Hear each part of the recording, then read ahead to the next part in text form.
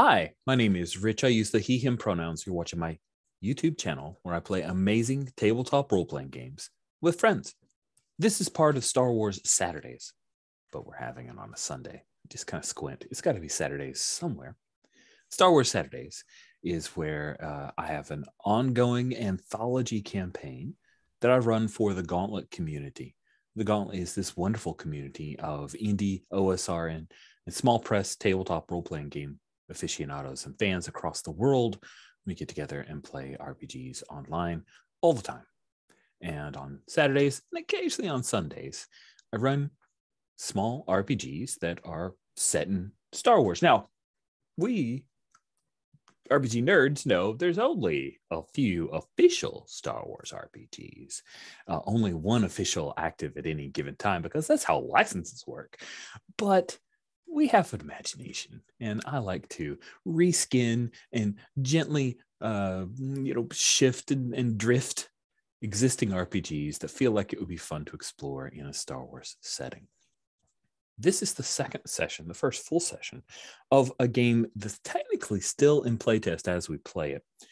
It was a stretch goal for a Kickstarter for a game called Stonetop. And Stonetop is about a kind of Iron Age fantasy setting RPG using it's powered by the apocalypse. Some people have referred to it as a Dungeon World 3.0. It does have some commonalities with Dungeon World, but a lot of setting-based rules and rule set for your hold. Now, Holdfast Station was the last stretch goal for that Kickstarter, and it was unlocked, and I was excited. I actually probably backed Stonetop because of the announcement of this Holdfast Station, which was at least what I thought it was saying was it would be Stonetop, but sci-fi. It is not at all. It is an interesting game that we are enjoying so far, but it is basically a Force in the Dark game. So very different mechanics, but some really cool stuff going on nonetheless. So I got over my sticker shock and I have come to like the game. And it is a nice 28-page slim tome in playtest with some guided setting and character creation that we've already gone through. So the parts that we'll be using going forward is even less than 28 pages. We have created oh gosh, did we name our place? We did. I know we did. The sheep. Yeah. I need to stick that name somewhere. Where is it? Where did we stick the name of the place? It's the bottom of the left-hand column in the trust page. Bottom of the left. Erebus Colony, the sheet. Thank you. I'm gonna bold that so I could maybe my eyes will catch it later. There we go. That bold is not very bold. I'm gonna change the color of the font. Red with a yellow background. Now I'll definitely see it. We've created the Erebus Colony, the sheath. With the colonists who are here on this holdfast are miners primarily. They have been mining an ore that seems to change people.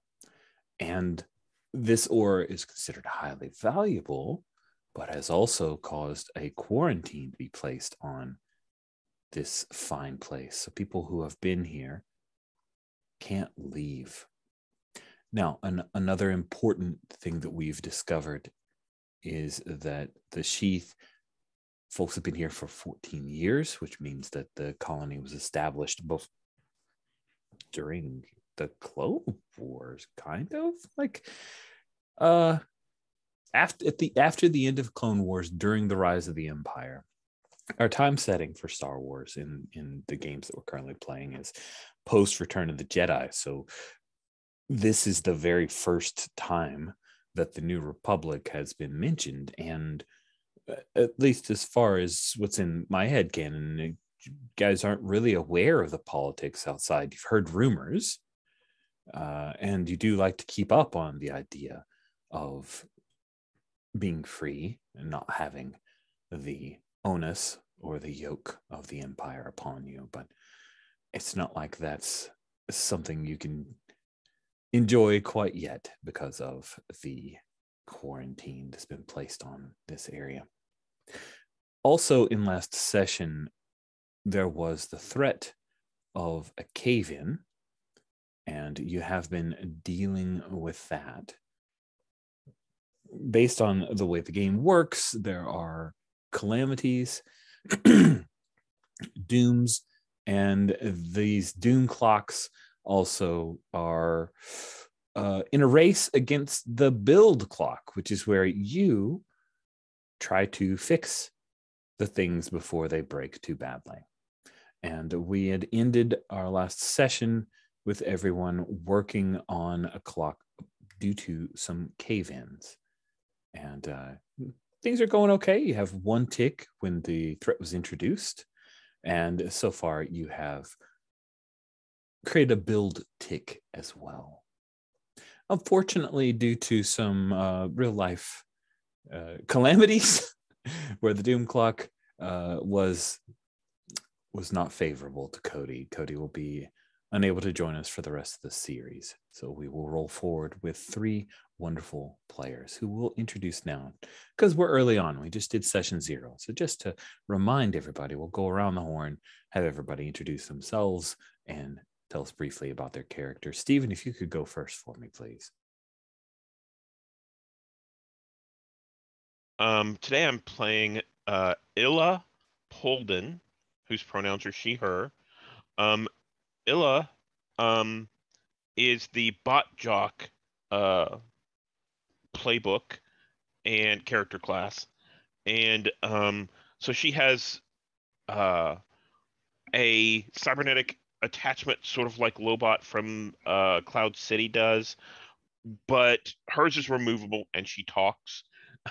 And she uses it to interface to the repurposed robots that are droids that are around the station in order to keep them working, and has found over the number of years that we have been here that the droids they haven't been wiped, so they've become quirky, and they require some mentoring or a little bit of therapy kind of stuff. So she's not used to that, but that's kind of part of the position she's been put into. Yeah. Nice. Thank you very much. Sherry, if you could introduce yourself and remind us about your character. Hi, I'm Sherry. I use she, her pronouns. I'm playing Valenzar, uses she, her pronouns. They are a rigger, and essentially they are pretty good at their job. Their whole thing is they've been raised with the idea that the first priority is safety. Nobody dies. That's what is most important to them. So even though they're a rigger and they do repair work, they will prioritize outside of the ticket system anything that is a threat to people. Their downfall is they can't let go. So if there's a problem, they will keep going back until it's fixed. And if there's an issue, if there's something wrong, they just won't leave it until things are okay again. Their trait is tireless. They're an exosuits expert. They also are conspiracy buff because we have a lot of conspiracies here. We have had a lot of time to come up with reasons for why we're quarantined and why everything is so weird and what's up with the droids. And let's see. And they have their gear is subsonic oral implants. So they actually have really good hearing, much like Illa. So you guys just sit around and listen to obscure sounds together and identify them? I think that we probably do go silent when we're around each other a lot more than other people would be comfortable with, but yeah, probably. That's kind of cool. Thank you. Last but certainly not least is Greg. Hi, everyone. I'm Greg. I use he, him pronouns. I am playing JJ2, who uses he, they pronouns. JJ is one of said quirky robots. JJ is a recycling robot who has taken on a lot of other responsibilities. Sounds a bit like this. And is, I think, always on a side hustle is one of JJ's traits. because JJ is working in the kitchen, is working in the greenhouse that grows some of the food, is probably also responsible for recycling some food. That would be the original purpose. There is another droid, JJ1. We have not met yet. And let's see. Oh, and JJ's downfall is that JJ is a bit of a liar. Certainly a quirk for a droid. Isn't always forthcoming with the truth. That's interesting in a game where there's an entire tab called Trust. We'll see how that goes. We've reprogrammed JJ to JJ2 now tells the truth. No, not yet. Cool. As I've mentioned before in last session, you were dealing with the threat of a cave-in. There was a team which was under the command of the foreman for the day, Munizer, aka Slim, the towels. I love that picture of the towels, by the way. That's actual. I think that's a picture of like a toy that someone made. It actually has like working fur and stuff. It looks dope. The towels are these very tall, skinny, four-eyed, white-furred alien species with a proboscis, like a little flute-like proboscis that hangs down. One of them saved Emperor Palpatine in the animated Clone Wars, not the CG, but the Tartakovsky. And that action sequence with a Talos like leaping around the crazy Jedi was quite delightful. That said, this is not a heroic Talos. Slim is kind of a terrible person, constant complainer, and sometimes foreman. And he is, that is a great question, and I do. So we'll just grab that picture and make that happen. We're sticking the digger, once played by Cody, Harry Corrand, into our NPCs. And I'll just take a little bit of finagling because of merged cells, but we'll get that done right now.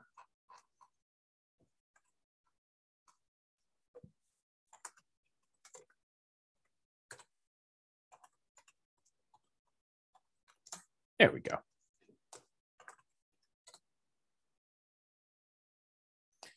All right.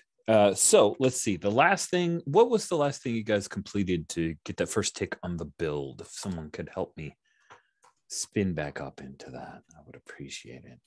I think I was down there in my exosuit, and we got the preliminary repairs done to the strut that was out there in one of the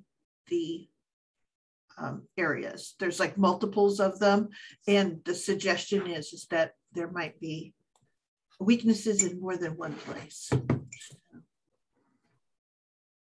If I recall correctly, Yeah. Ella had sent some droids down. They found the weaknesses. I needed Valen to go do the actual repair, which she did, but then she discovered that there were more weaknesses. And then I think that Harry tried to get everyone out and fought Slim over it. And I think that's where we ended. Yeah. Was basically Harry was able to get them out successfully, and that might be where the tick came from. I think so. Then we will go ahead and agree that Harry, after successfully beating up Slim, that won't come back to bite him later. The Harry led the miners out, which would mean that some of the threat in this mine shaft is cleared.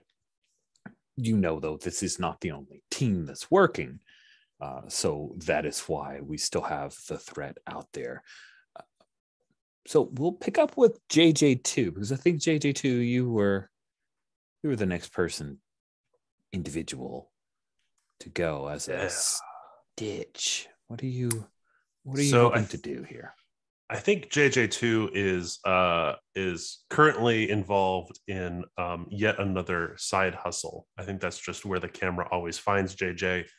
I think this is like, JJ is a recycling droid, so part of their responsibilities is cleaning up. But I think occasionally JJ, it's sort of like a lost and found thing. So JJ has this like display up of valuable objects, and you might have to like do JJ a favor to get your thing back because JJ found it. So he's probably putting something up there that somebody has lost. I imagine maybe not a ring. I don't know what's another small. Oh, it's like a code cylinder. Hasn't looked at it. That's not his place. Putting it up there, and when this ticket comes up with the thing, I was hoping to do a make a discovery. Nice. Change the fiction a little bit because one of JJ's like skills is geophysicist, and ecosystems expert, and JJ has a theory that this might be an exogorth. So wow.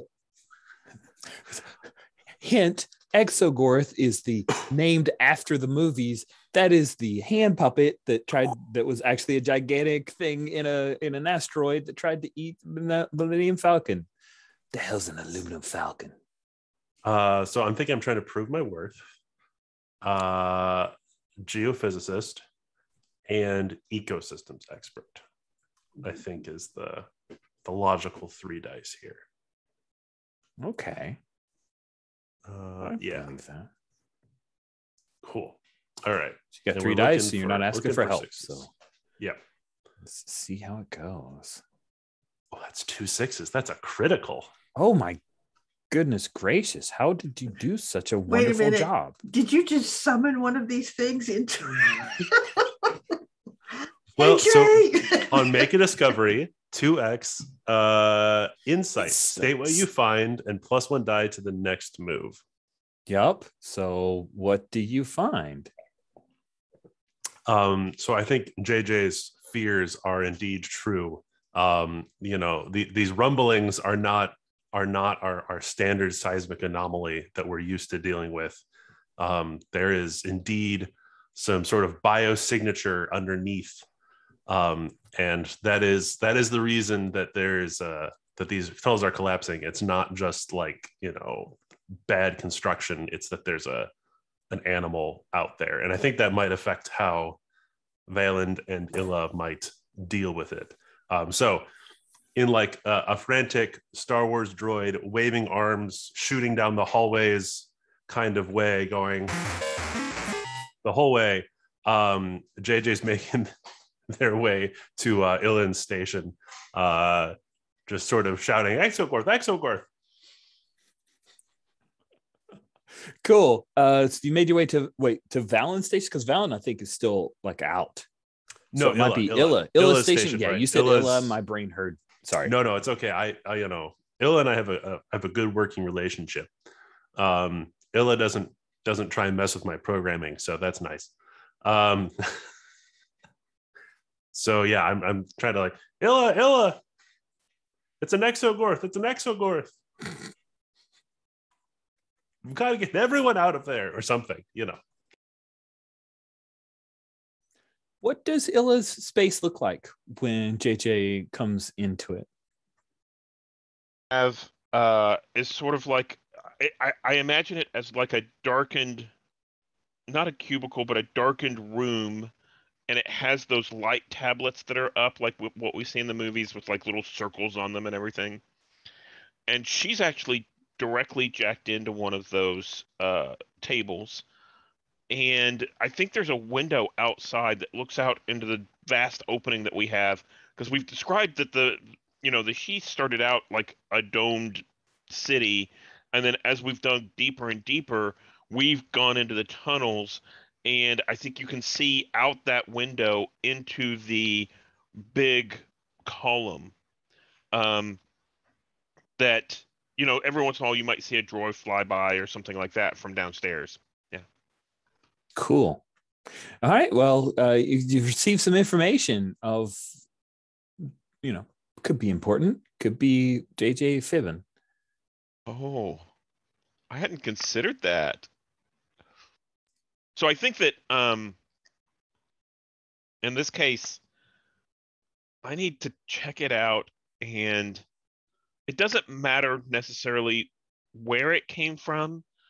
We just need to stabilize everything, I think. Yeah. So I think Illa says, oh, JJ, thank you. Let's, is this something that you think needs to be investigated right away, or can we deal with the stabilizing the tunnels first? And can you help with that? Well, I'm thinking that if it's Exogorth, then it's like we could stabilize the tunnels, but like we almost have to.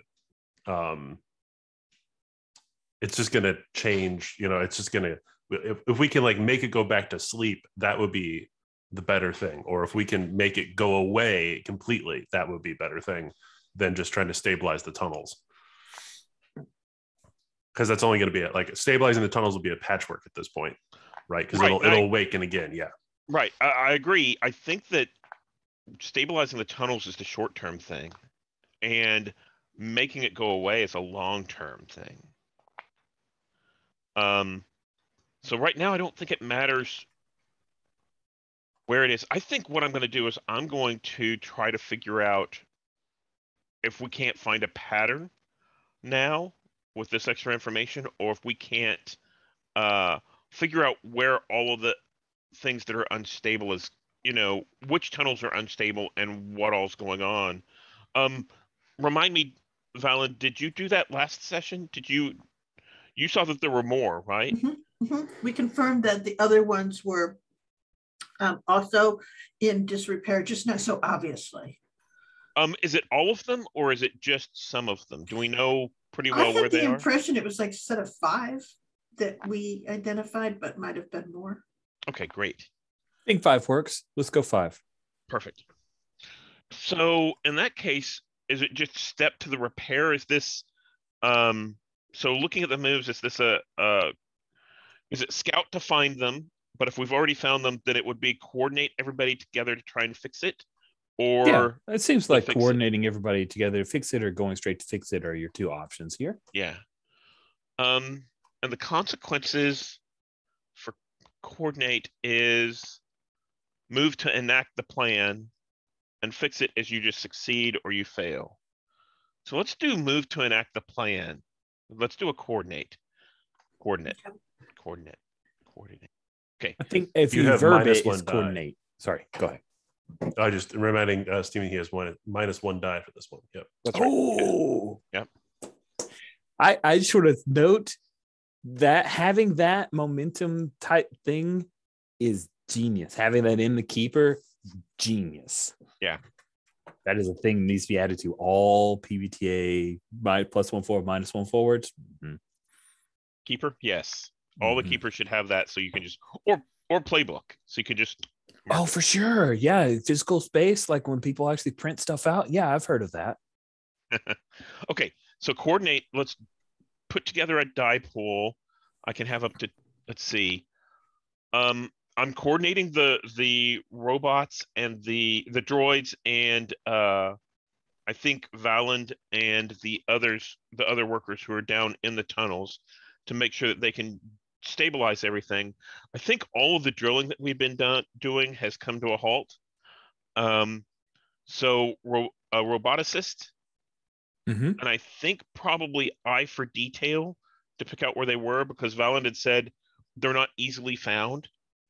And then I can also add in. Well, we have that bond that works well with. That's actually mutual. I work well with you, and you work well with me. Oh, that's great. Yeah. Okay, so I can tie in a bond. Is that another die, or it is? It's a red die. Yeah. Okay. Cool. That's 3, and then I'm going to take one of those away, so I've got 2 die.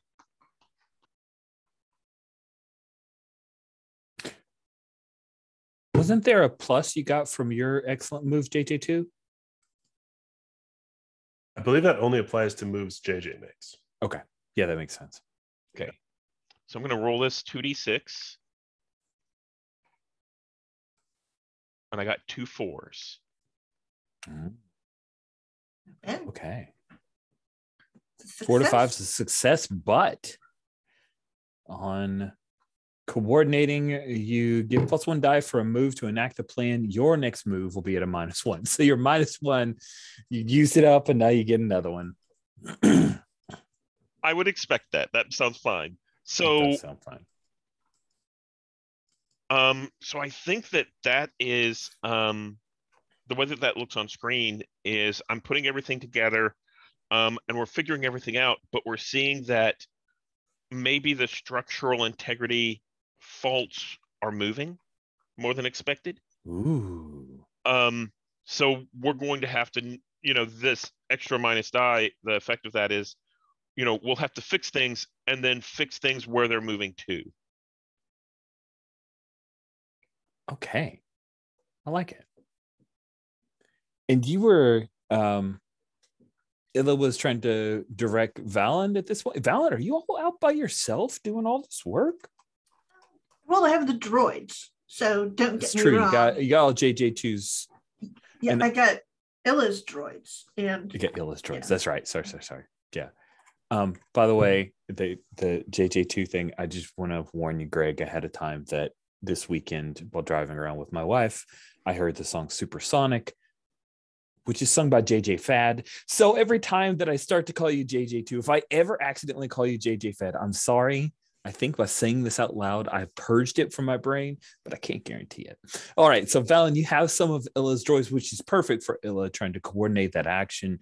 You get a +1 on your move because of the help from Illa, but ultimately it comes down to you. okay. So this is essentially a fix-it roll. It is essentially a fix-it roll. Okay. So inherently, okay. So this is, let's see here. I've got my exosuit, I think.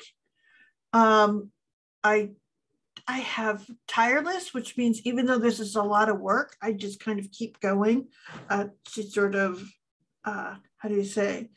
It's like very much one step at a time. Lets Ella handle what the next step is, doesn't think beyond it, just takes care of it, but so that they can keep going, so that there isn't that sort of sense of, oh, and then I have to do this and this. There's like, doesn't allow any mental drag upon themselves. And I probably, let's see here, would you say nobody dies works, or would I be using just that I work well with Illa? Either one, I think. It is Illa and I very closely working. So let's do Illa for the red and Exo and the tireless for the blues. Okay, fun. Okay. So I'm hearing 3d6. I am hearing 3d6. No, 46. Oh my gosh, unprecedented. So there's some tech going on that I'm not sure I understand. I'm seeing some updates on the character sheet on the left-hand side where it shows what the die is. Really? Oh, yeah, you're right. I'm trying to add in, because I realized we moved it over to the moves tab, trying to make things skinnier, but I thought that make a move that I could add that data set on the left-hand sidebar so that we always had it visible. Whatever that was happening, it was sort of in line with what Sherry was saying. And I thought she's clicking on buttons that allow that die to, that roll to fill in. And that's amazing. Yeah. Okay. Thank you. I have a lot of dice, but 4 is still my highest. Okay. 4 being your highest on a fix-it move means that succeed, but downgrade your next move. I could upgrade it. You could. You could. And if I upgrade it, that takes it to the 6. Like it's just a plain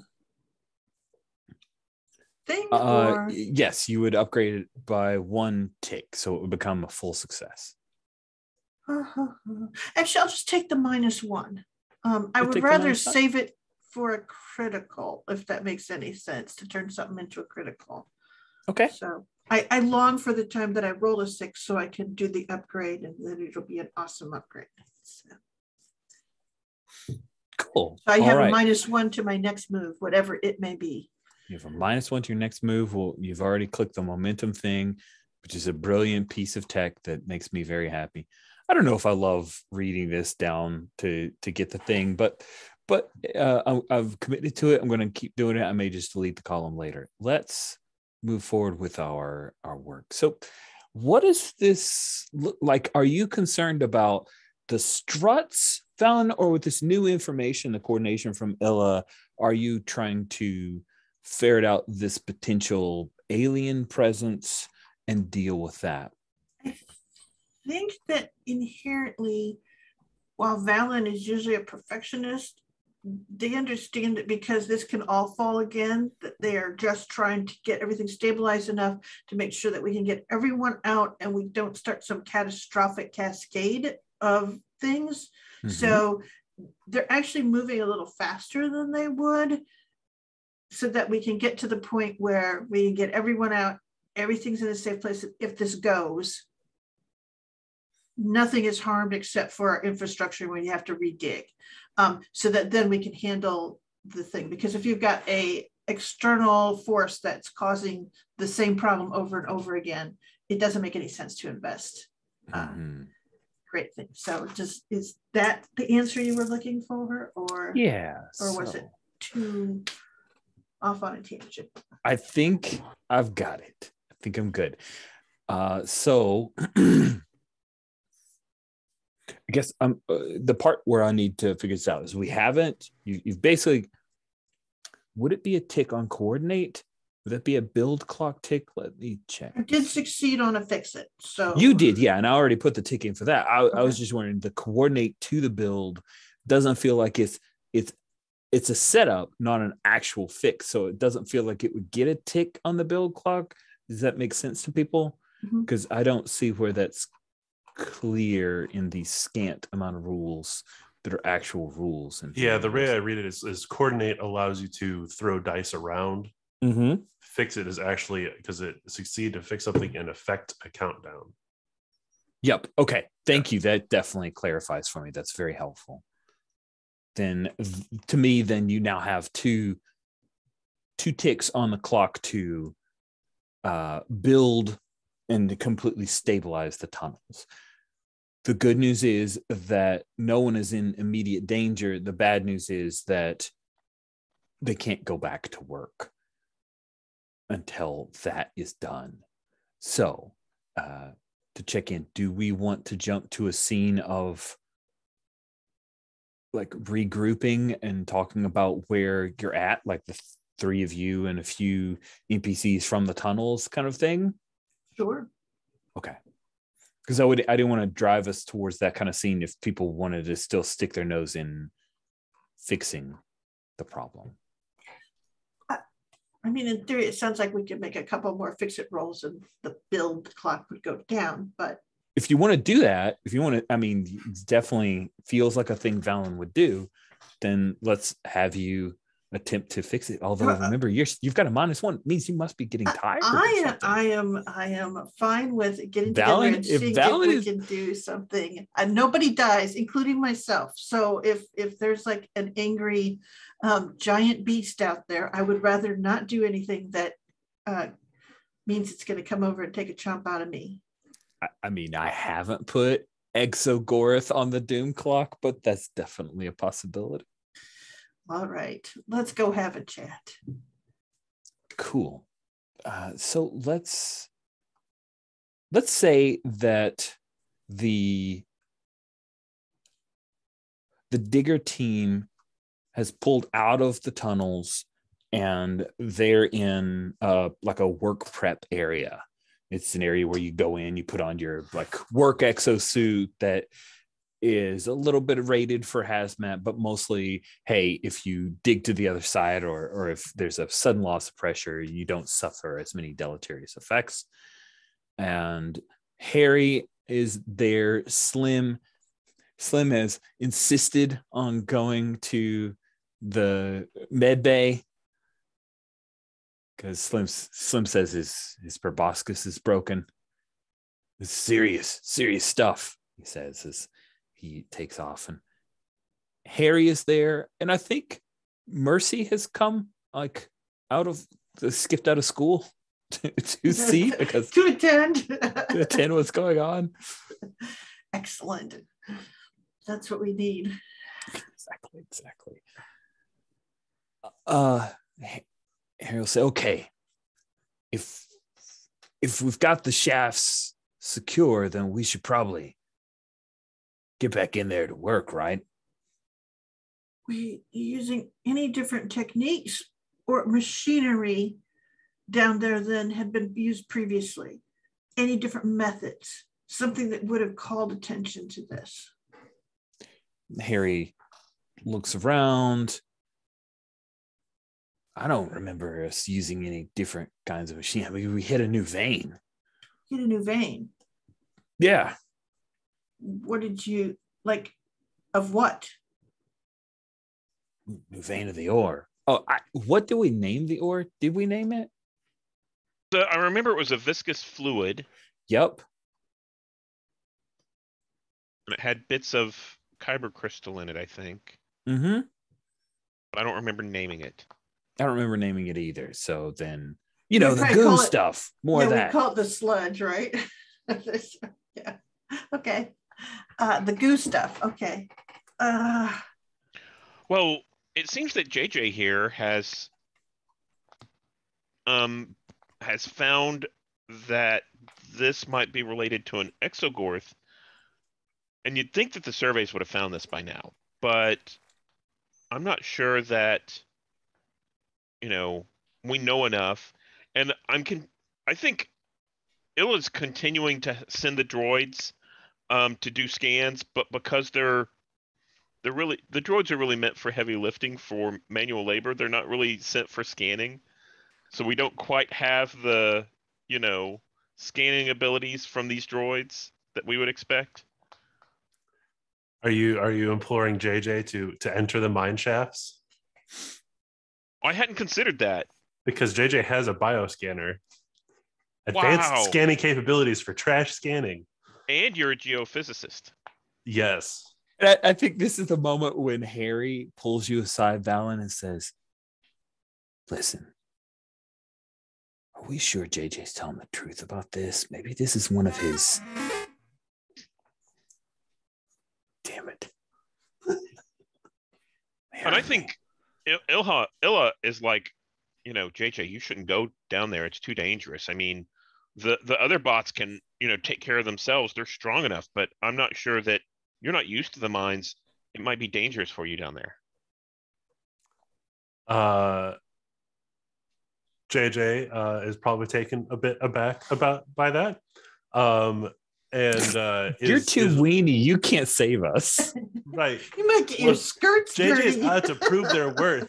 So JJ is insisting now that, where previously was maybe a little hesitant, is insisting that, somebody bolt him to one of the Vulture droids for mining, so that he can go down there and best stabilize the tunnel.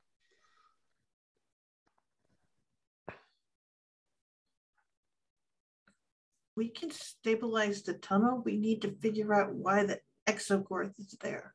Can you help us with that, JJ? Absolutely. Okay.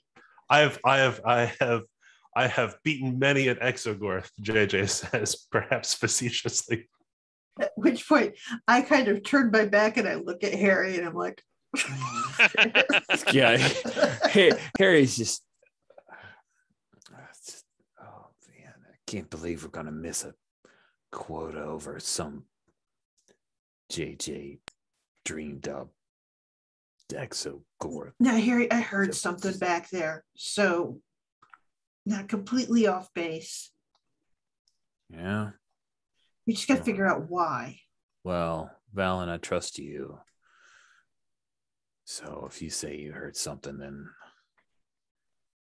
yeah. Okay. I guess I'm foreman now.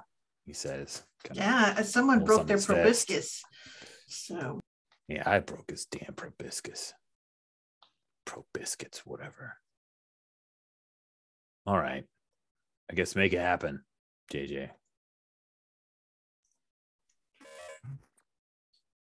do you need some backup? Yes, so we should probably back up, JJ. I'll get my gear ready. Go down with JJ. So I imagine somebody has like netted, like I put some think netting or something and attached JJ to a Vulture Droid. Yes, that sounds good. Maybe Mercy comes up to you, Valen, and says, "Are you okay? You look so tired, Valen." Fine. Just needs to get taken care of. I could call your sister. Hmm? I could call your sister if you wanted help. Maybe that would be helpful to Illa.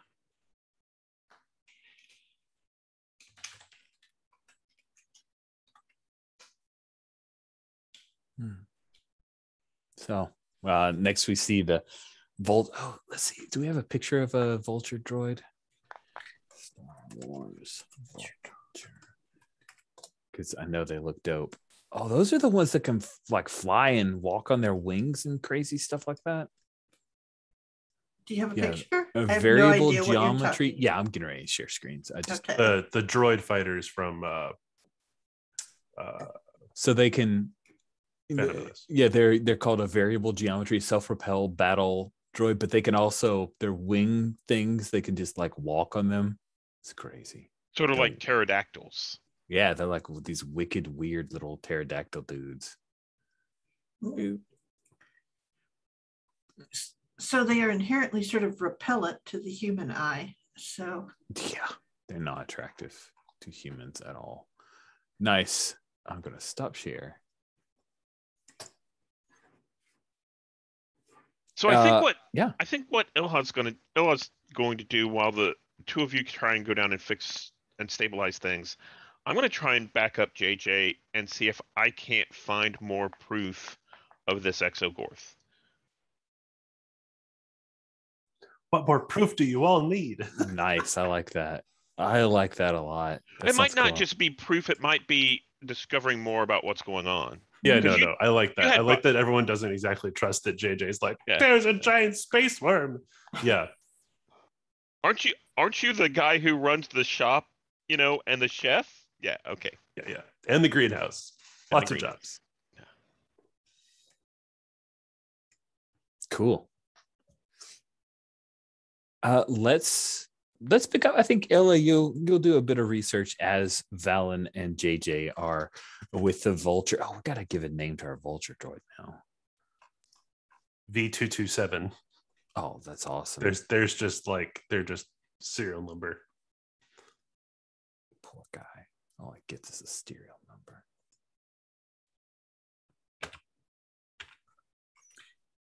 Sweet. So V227 is carrying you, and I think it only speaks basic too, right? Yeah, certainly. It's we're going back and forth in basic, and it's very frustrating for JJ. well, and kind of for Valen too. It has all these flight subroutines that it keeps trying to deploy, and I have to constantly turn those off because it wants to, fight the rebellion, fight the Republic, and like, no, we're in a mine shaft. Oh, so it still thinks it's at war? Well, I mean, all of these are like CIS droids that have been recommissioned. And I think there's just this constant like subroutine that comes up, and it's like, fly and fight the Republic. It's like, no. That's messed up. I love it. Please state the purpose of the enemy. How best to defeat the enemy. Yeah, like in like a programming sense, instead of like actually reprogramming them, they just went through and just like nulled every one of the references for like, so just like, we're gonna fight something, we're gonna hit somewhere, we're gonna hit, I don't know. So that's messed up. Poor guys. Sweet. I I will stick a pic of the walking Vulture Droid in just moments. V227. I imagine it's like a conversation of what is the best way to defeat the unknown. Yeah. So JJ is working with the Vulture Droid and probably the other Vulture Droids around it, and trying to I think what we need to do is, I imagine there's as you build these tunnels, there's all these pipes that go through them, right, to supply air or to supply water or something out to the edges of the mine. And what we need to do is we need to essentially flood one section so that it becomes inhospitable, and the Exogorth will move to somewhere further into the asteroid, push it out by turning on the tap, essentially. Oh my goodness, that's not at all dangerous. Not at all. I mean, failure will not make it very mad. I imagine this is a fix-it. Yeah, it feels like a fix-it. Okay. I can even upgrade a fix-it, so that's great. Oh, you were born I'm trying to prove my worth. Ecosystems expert. And I imagine I'm just going to take my +1 die because I don't think. I think geophysicist would actually make sense here too. I can do 4 dice. All right. So 4 dice. Wait, was the 4th die is getting help? Prove my worth, geophysicist, ecosystems expert, +1 from my last roll. Right. Okay. So we're going down, and this is one of the really side tunnels. This is not the main, we went down this way, but there was no ore, so we backtracked back out.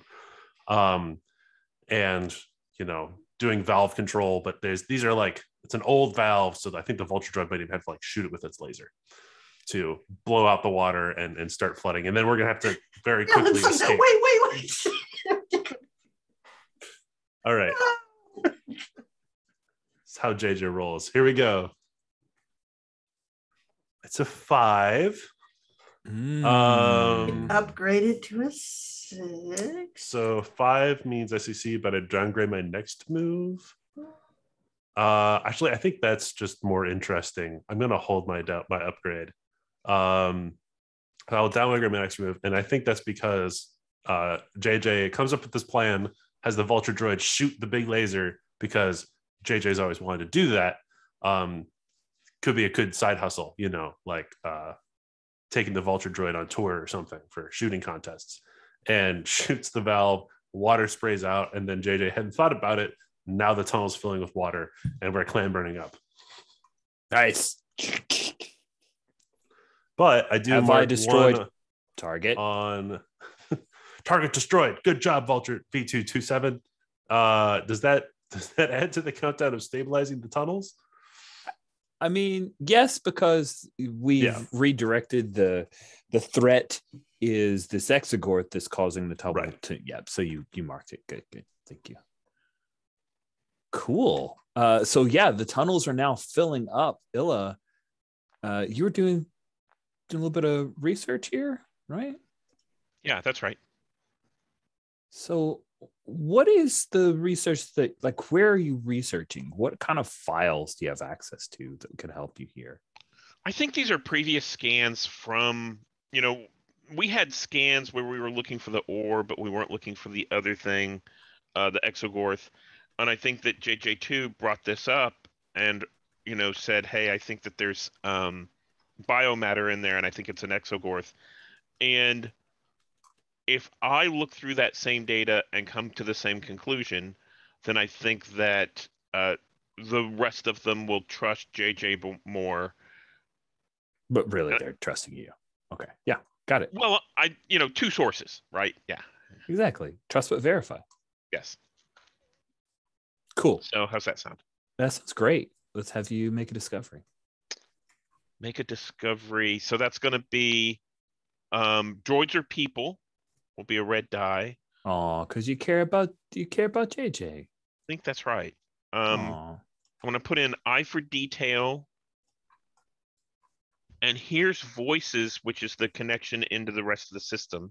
Mm-hmm. So that's 3 die.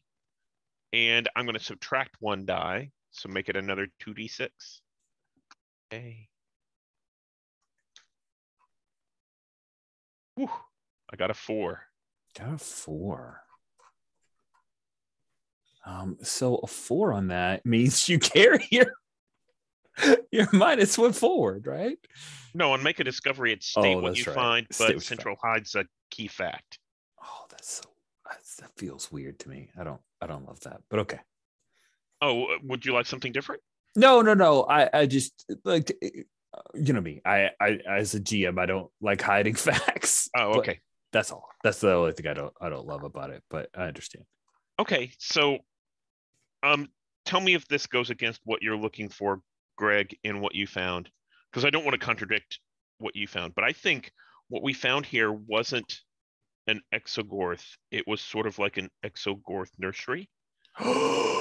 So there's not one giant, space worm that's going to eat the station. There's like some small ones that are kind of drilling through. And Love it. okay, great.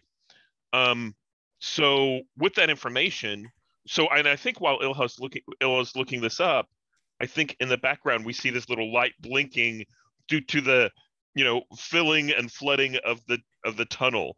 And Ilha's not paying that much attention to it because she's like, oh, we have to, these could be spread throughout. And, what's the best way to get rid of an infestation of exogorth worms and that kind of stuff?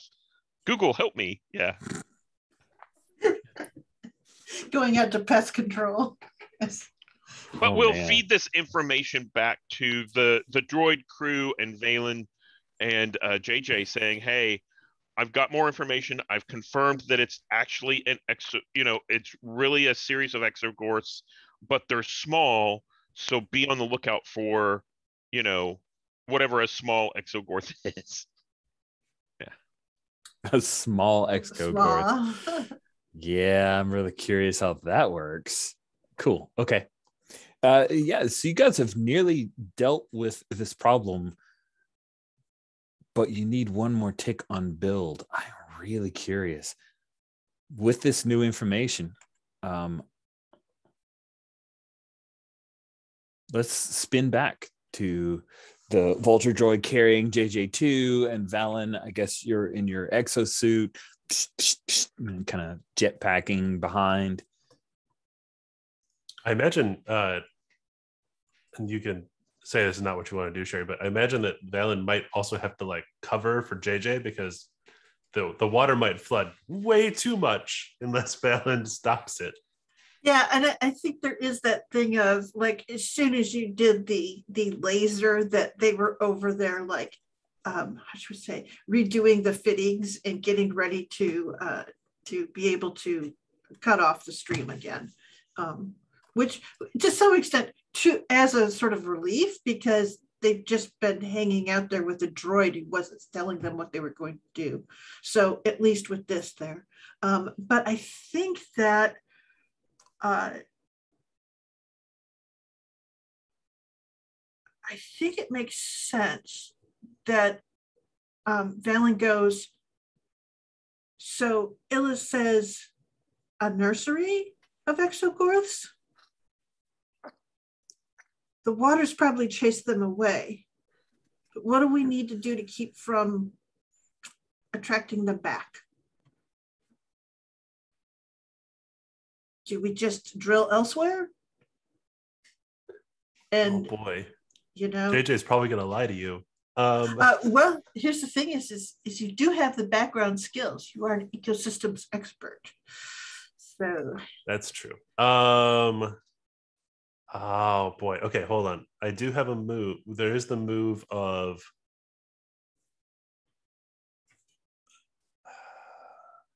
Scout. Would this apply to Scout? That's where I can ask Rich how the best way.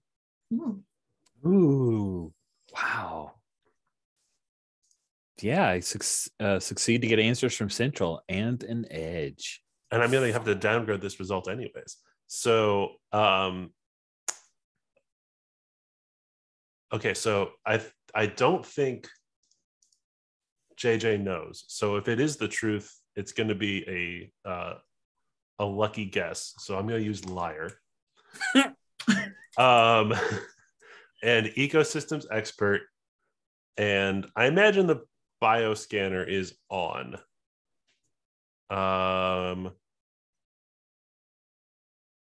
Yeah. So we'll do 3, but I have to downgrade my result. Okay.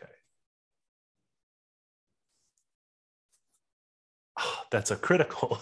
Wow, you're really good. It just goes down to the regular old success.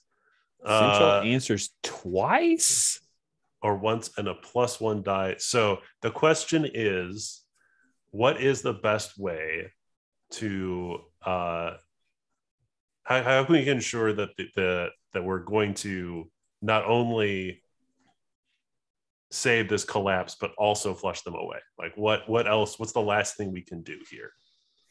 Yeah, good question. So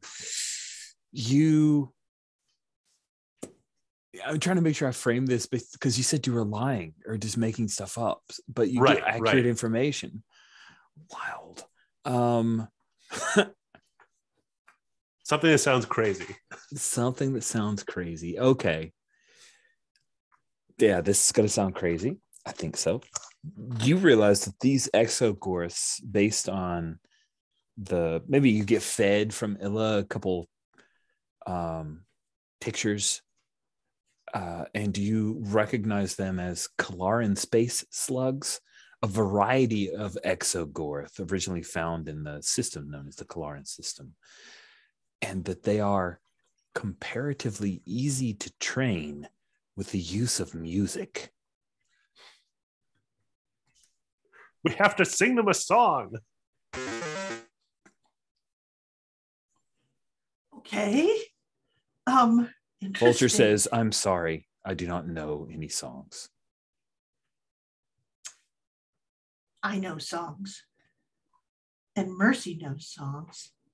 And think about the school. Let's see here, where they're always singing songs. Can we pipe that in just for the short term to see what the reaction is? We'll pipe in the kids singing. That's great. They're singing some kind of it's like a New Republic nursery rhyme kind of deal, where it's talking about defeating the Imperials, and everything's coded like, look, ashes, they all fall down. Like it's talking about the defeat of the Empire, but it's doing it in coded, bright, shiny, happy language. Someone should write that. When they get to do some cute little gymnastics along with it. Absolutely. There's definitely some like call and response. There's some active dancing involved. And it starts echoing down the tunnels. And I actually have a picture. This is great. This picture tickles me. Hold on. I'll screen share with the little picture of the Kalaran space slugs. Cube, little Kalaran space slugs. That's about how big they are. Oh. Kind of cute. Oh man, someone's already written one. This is so good. Put this in the notes. Oh, that's amazing. Let me post the whole webpage because they've got many here. Oh my lord, theforce.net Star Wars children's rhymes. That's great. Oh. Perfect. I love that we can actually get the children, especially with Mercy, in on trying to solve this problem that we're trying to go through. And I can see the teacher there like, that's right, children, sing to help us. Sing to help. Yeah. Erebus Colony. And the exogorths, here, I'm going to roll dice. I'm going to roll a d6. Bloop.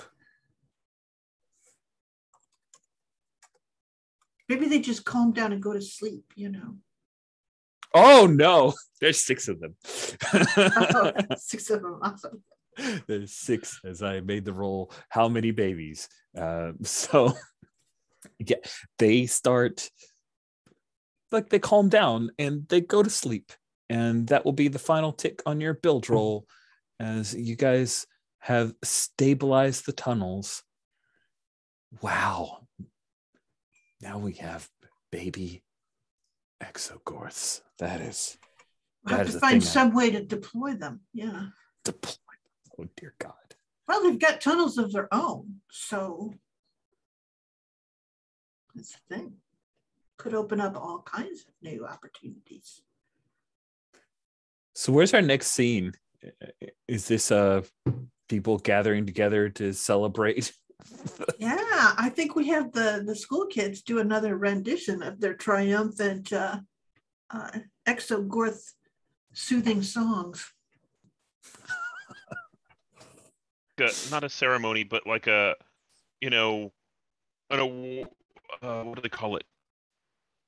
Oh, a pep rally. It's sort of like a pep rally for the kids and helping save the colony. That's wild. All right, I just stuck that pic of baby exogorths.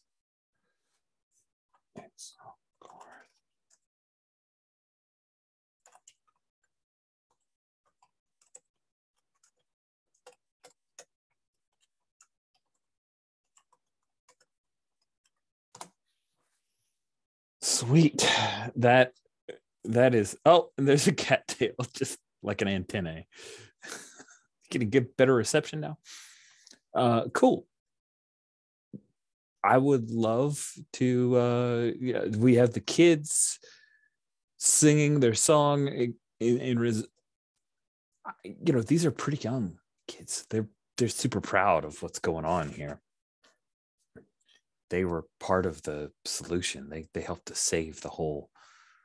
They march around with their little Exogorth song, and I would imagine that this is the kind of thing where Unts is coordinating with you, Illa, like, okay, we need to record this, and we're probably gonna have to pipe that feed into the tunnels going forward.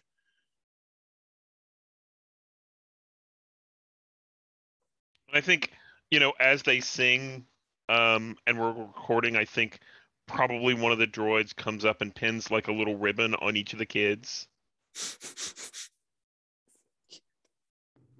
Droid that has a happy face painted on it. That's right. Yes. So is it VZ? Sure. It could be.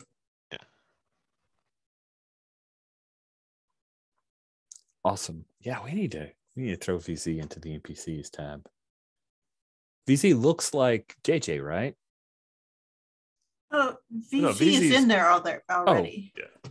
Oh, sorry. For some reason, I was getting mixed with JJ1. Yeah, JJ1 looks exactly like JJ2. Yeah. Okay, cool. I just gotta stick JJ1 in there. And your sister's there, Fallon. Maybe we could learn a little bit more about the stupid GOOGLE thing.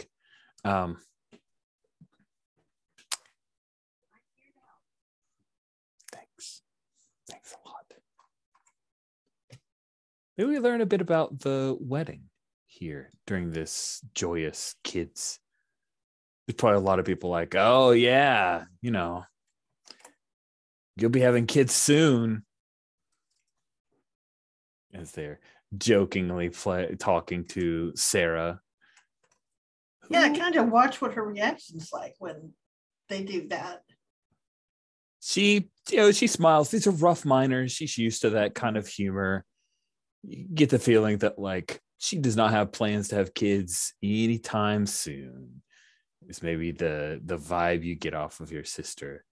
Procreation is not her reason for getting married. All right. We're going to take our mid-game break soon, but I'd like to discover just a few things about the groom or the person that Sarah's marrying. Didn't we say that they were from management? Does anybody remember that, or am I misremembering? Yeah, so there's like a more management family, and then there's like an operations family. And the management family is descended from a manager who's really good at his job, but then he was reassigned, right? Reassigned or yeah, something happened. Yeah. Something happened. So this is a person from management, and the manager's family is probably pushing this because, oh yeah, this is good. It's like an arranged marriage as far as they're concerned.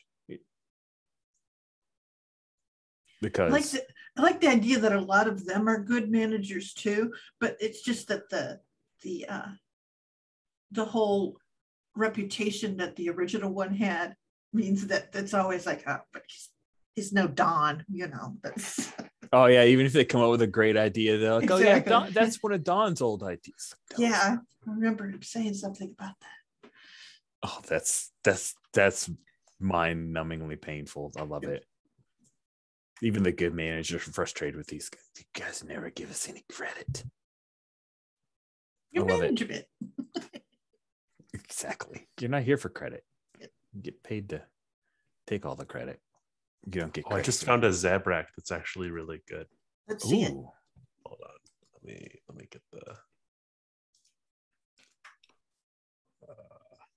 I'll put it next to Sarah. Sarah, yeah. Sarah image. So let's ask Valen. Valen, what is one thing that you like about Sarah's betrothed?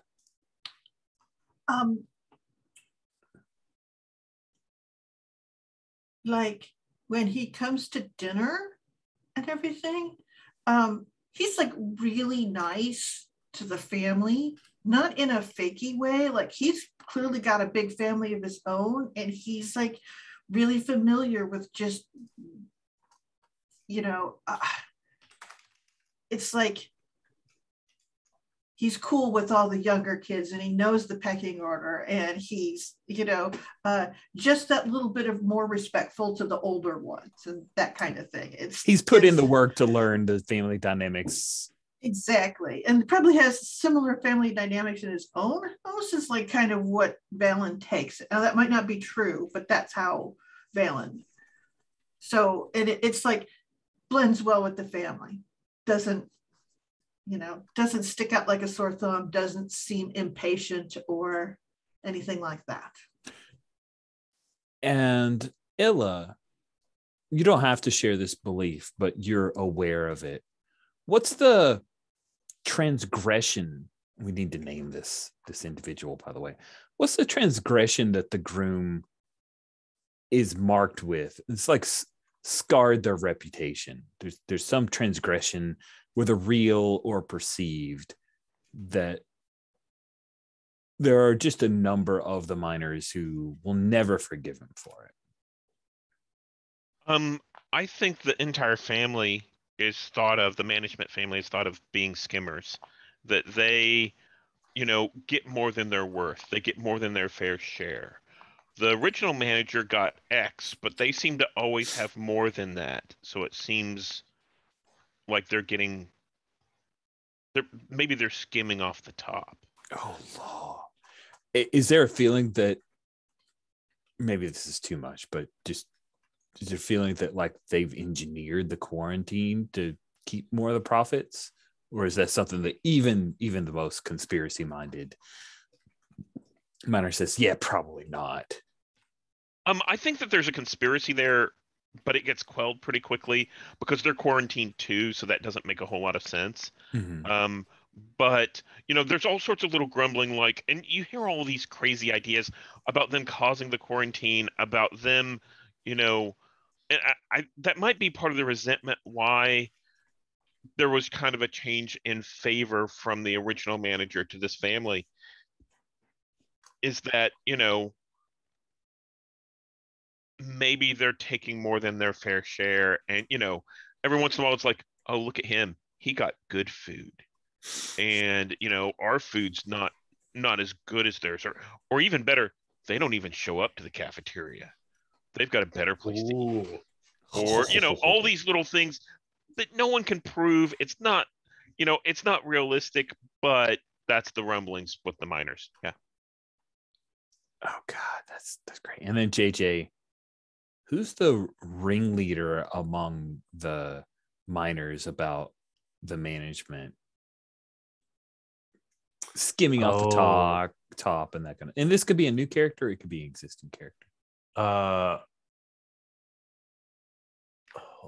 on. I also have Pinterest open, and my Pinterest is only ever Star Wars pictures.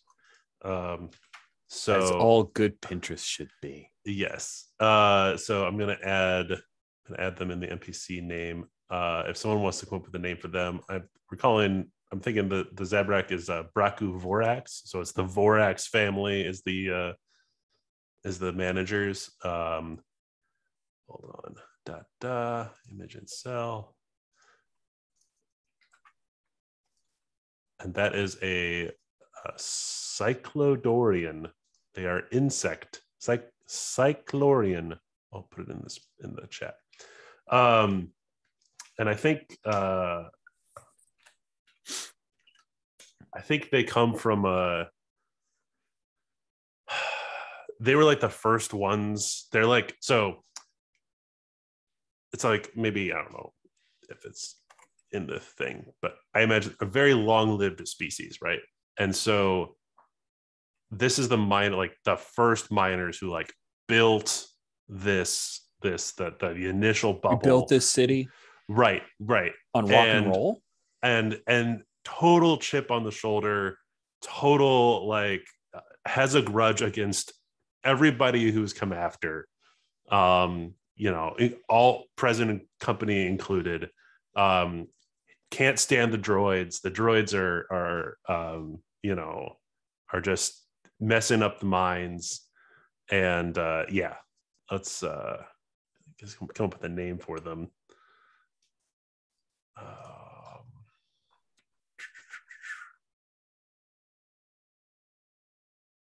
Oh my Lord. There's a Baba Darth Maul nursery rhyme in here. Glick. Gliq. I think that works pretty well. Oh, that's messed up. I love it. And Glick uses he, him pronouns. And so Glick is part of that initial crew.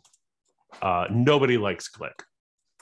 So Glick's concerns and rumor mongering about Vorax and the whole family is largely ignored. But yeah, he's a turd in the punch bowl, and no fun. Turd in the punch bowl. Great. Impossible to please is what Glick is. That's great. Glick. Sheftika might be the only one who likes it, which is how, they're just peas in a pod, those two. Oh my. Sweet. That is a few things. Thank you for helping me discover a little bit about the groom, Braku Vorax of the Vorax family, the management. That is cool. All right. We're at midpoint. Let's take our bio break. So the kids' recital, as it were, of nursery rhymes that are recorded by the bot jocks comes and goes, and I think maybe management wants to talk to you guys to get an idea of what's going on. Braku's with them, but I think that it's not Braku. Oh, I want to check. JG2, do you think that Braku actually manages anything, or has the family not allowed him to step into a full management role at this point? I think at this point he's still a little young.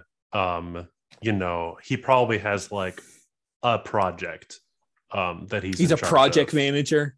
Yeah, he's a project manager for he's not a people manager. Tunnel System 3, and Tunnel System 3 has been like around for a while. It's stable. It's not really producing, or at this point, it's like a conservator project. At this point, they're just sort of maintenance. It's the cushy gig.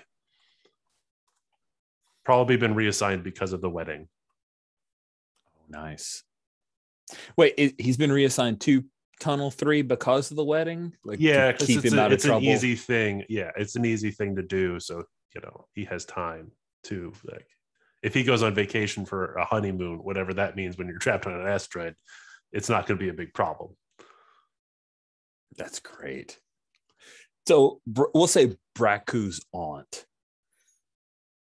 So female Zabrak. She calls you guys together. Let me find a Zabrak name here. I think I got Zabrak's on. How would you pronounce? I'm gonna ask Sherry how you think I should pronounce this name. Kaser? Kaser? Yeah. So Kaser Vorax.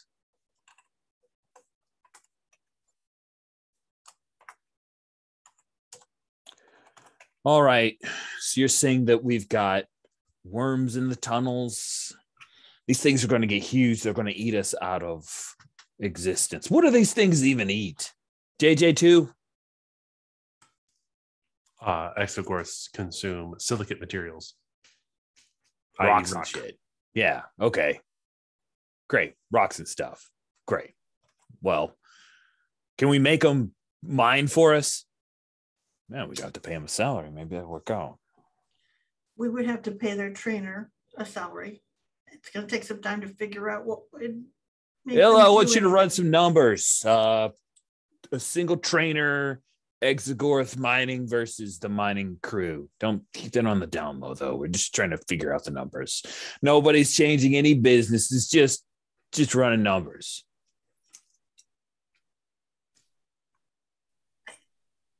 Don't know if there are any people here who are qualified trainers for an Exogorth, except perhaps JJ. You can do this, JJ? JJ is probably a little creeped out by the Exogorths and doesn't want to train them. Though that might be a side hustle. Okay, JJ's on board. There's a moment where you're processing through that, and then JJ1 volunteers. Oh, JJ1 can do it. All right, then don't worry about it. JJ2, JJ1's got it. That's fine. I think you guys are all the same to me. Oh man, I'm trying to think if there's a move to make here. And I think when Kasu says that, Braku says, you guys are not all the same. JJ2 and JJ1 are distinct personalities. Sorry for that. Yeah, sure. Sorry. You could, if you wanted to do a move, you could probably do a network move to convince them that you would be better at it. Oh, yeah. So I think JJ's going to try especially after that comment. JJ1, although she's a very capable droid, is not equipped with the same materials as JJ2. JJ2 has a lot of aftermarket parts here. And I think I'm trying to prove my worth here. Ecosystems expert and on a side hustle here. Trying to, I think Braku and I, oh gosh, which of my side hustles is Braku involved with? Oh yeah, that's good. That's great. I think he's like, you found something of his that was super important, and so now he's in, like, he can't get out of his obligations to you because it was like, his data pod that had all the stuff on it, kind of thing. Maybe it was this time. It was the ring, right? Like, because I was saying, it's not a ring last time, but like it was a ring. It was the family Vorax ring that he's going to use. He lost it. JJ found it and kind of felt bad and gave it back to him without going through the whole, you owe me 15 credits for finding that. All right, so here we go. Man, JJ is on fire. Wow, another critical. It's hardly even fair to the world. Well, I could roll like this in Unprecedented. other games. Move the count. I don't know what that means. Oh, that's And the tick clock. Everything's based off clocks in this game. Okay. So I move the count and I gain a positive bond. So I'm gonna gain a bond with the groom to be, which is great. Nice. I'll pick one here. Oh, I love this. Mentored by. I think maybe Braku finds my side hustles endearing and might give me ideas every once in a while. I just searched for female Zabrax, and this image, I'm not using it, but I had to share it. That image came up because that tickles me. I'm not even sure why that makes me laugh so much, but it does. She's so hungry. Ah. I found that there are certain things when you search in Star Wars that pull up inappropriate images, or not inappropriate, but it's the right word. Like sexy stormtroopers, or sexy Zabrak. I love that you're surprised by that. Especially Twi'leks. I'll look up like female Twi'lek, and then all of a sudden, bam! I can't find a normal one. Yeah. Anyway, I have because my wife's playing a Twi'lek in the duet game. I have a Pinterest board that is just cool Twi'leks, and I always add to that board. And there's no cheesecake or beefcake in there at all, and it's grown over time, but it's taken time. That was the perfect word: cheesecake or beefcake pictures. So whenever you posted the link, it's basically someone cosplaying as Zabrak eating, like a burrito or something. But I was a little hesitant to click on the button because I was like, okay, yeah. Anyway, I got you.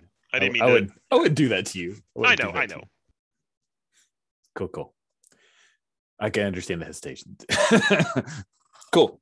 I've now stuck a pick in of Kwazu. She looks like a mean manager to me. She just happens to be on a desert area. But I think that looks like someone that I would say this is a terrible person. Is that like the portrait that like Braku keeps on his desk or something of the family? It's like before they came to the station. Totally. Oh, that's so perfect. I love that picture though.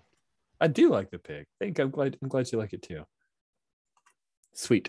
So she says run some numbers. Looks like JJ2 is the best of the candidates. I've already reviewed your resume. She just kind of scans over you guys have like the first 20 lines are exact duplicates of your resumes, but then JJ has a bunch of side gigs that he's added to his resume.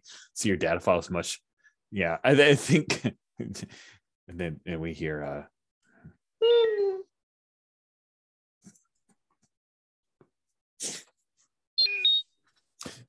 sorry, we got to go with the best candidate, and you guys are both paid the same, so you know how it is. You'll be fine. You'll get over it. Good. So Illa, run some numbers. JJ, start working on Exogorth training. You've got some recordings of that kids' music. And Braku says, it's the nursery rhymes. Yeah, kids' music. What can you do on this, Valen? On this fact-finding mission? Hardly anything. Just kept the tunnels intact. All right. Well, good. I mean, that's pretty important. You should feel good about yourself, Valen. You can go ahead and get an extra portion at lunch today. Very generous. Thank you. You're welcome. Don't think I don't value you as a fellow employee here. All right, let's move on. And she quickly moves on to bring the meeting to a close. And you guys are left to do a discovery on using Exogorth to mine. What do you wish? This has so much disaster potential. I know. It's awesome. Let's do it. And I think while, of course, she had a lot to do and Kazu went on, Braku sticks around. This is a terrible idea, isn't it? It feels like a terrible idea, but I just wanted to make sure. We need to at least figure out how to control them. So if nothing else, that'll be the first thing. If we can figure out how to use them for basic rough mining, it's not the worst thing, but we have to be able to lead them away. We have to be able to keep them from getting agitated. Do you think the miners are, what about the diggers? They're going to feel like we're taking their jobs. That's it. We would have to make sure that whatever we're doing, it's something separate, like utility tunnels or something that aren't about mining. We don't want these things chewing through our ore anyway. I mean, the miners work really hard to make sure that we have sound structural tunnels. And these creatures prevent the miners from doing their job. So I think as long as we say we're trying to, as long as we can lead them in the direction that we are trying to prevent these creatures from disturbing the good work that the miners do, I think we're fine. Maybe we could test them in Zone 3. I could authorize that. All right. That's a pretty good stable area, actually. Not that far from where they are. So we need to move them. And then JJ, you'll see if you're able to manage them. Yeah. Absolutely. Hey, JJ, you don't look like food to them, do you? I hadn't even considered that. I don't think you're going to be able to tell them what to do if they want to eat you.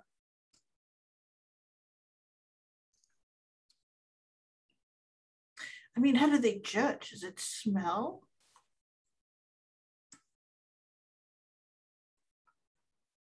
Oh, that's a good question. Of information on exogorths, and I will feed this information to JJ2, and it's sort of the equivalent of, tiger training for dummies or something like that.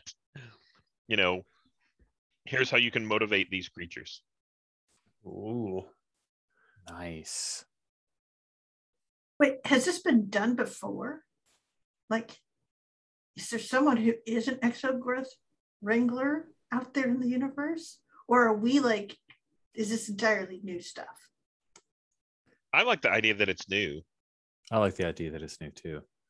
Yeah. But this is a thing that came off of a JJ's not exactly telling the truth idea. So I think then Valen goes, so this is unprecedented, Braku. You need to document. I mean, if it goes terribly wrong, we'll not show it to anyone, but if we can get this to work, I don't know, maybe they'll let up on the quarantine or something. I mean, that is one thing. If we could get everyone out of the mines so that they could be decontaminated, the decon procedures are crazy. And I think Valen kind of starts to say something and stops because this is the first that she's heard that there are decon procedures. Yep. And she just kind of nods, says, okay, well, that gives us something to shoot for. Okay. So I think you guys are working, you're working on a build clock, but of course, behind the build clock is a doom clock of your failure. Does that feel right? Yeah. I think JJ might propose also that the strange, or which we still need to name, it might be something that they're attracted to, right? We might be able to use that as bait. But of course, handling it is very dangerous, even for droids. Even for droids. So what do Kyber crystals do? I am not a Star Wars person who's paid attention to those Don't worry. things. Don't worry. That's A-okay. Greg, it seems like you wanted to answer, so go ahead. Oh, yeah. So Kyber crystals are the crystal that are inside of lightsabers. And they're like, they're deeply connected to the Force. And then also, because of Rogue One, we learned that they're also the crystals that are used to focus the Death Star laser. They're very potent, powerful things that Force users kind of have a connection to. But this is like ground up Kyber goo. Yeah. Couldn't make a lightsaber out of it, but it still has some of the innate properties of. And of course, Sith use it too. So it's connected to both light and dark sides of the Force. Well, see, if the important part of it is a crystal for focusing, then the sludge per se would be something that would disperse Force or energy, because essentially it's going to diffract it. I gotta take a break. I'll be right. I apologize for that brief interruption. By brief, I'm lying. It's brief on the recording, but that was a long interruption. That was in the middle of a bunch of other stuff happening. So what was the last thing that we officially... There was some off-camera stuff where we have named the sludge. Great work, by the way. It's called Anti-K.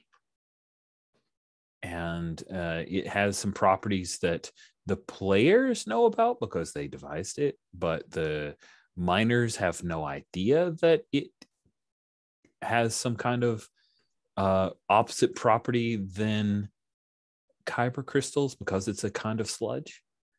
And it's also probably in their bloodstreams, which that is an awesome bit of our own canon that is definitely going to come into effect. I'm gonna mine that for future stories.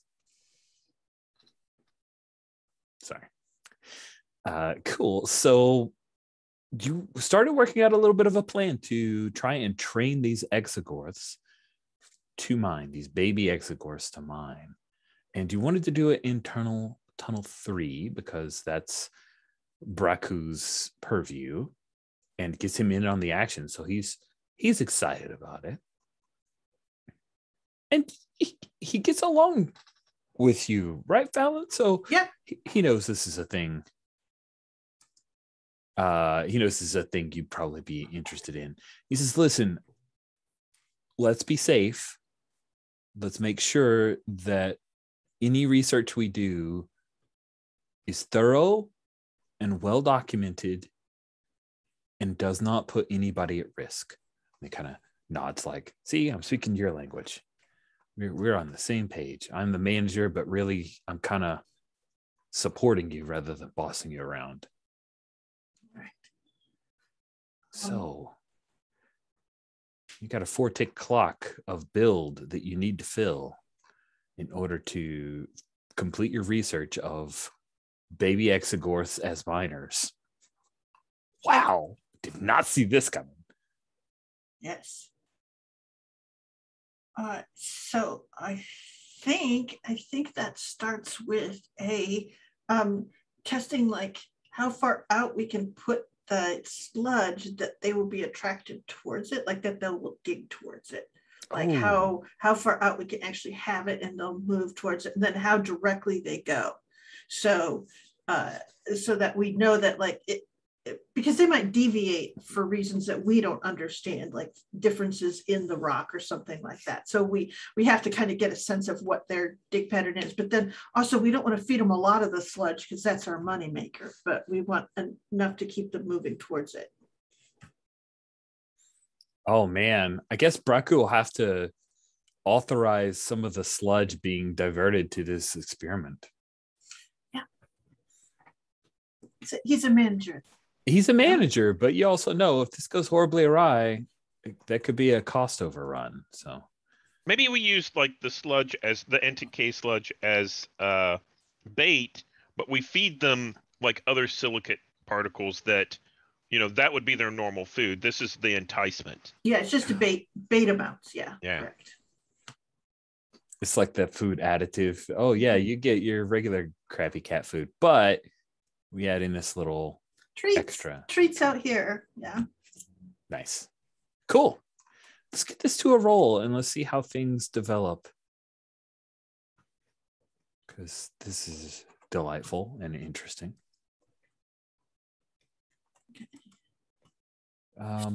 What move are we engaging? Do you think at this point you're fixing it? Are you trying to make a discovery here? So make a discovery sets us up or gives us like a boost for the next thing? Is that what it is? Yeah. So network might be an interesting thing. That's true. Ooh. Trying to network with the baby little Exogorths. Yeah. We've got music, we've got treats. Wow. Network and Fix It sound like two that are really good.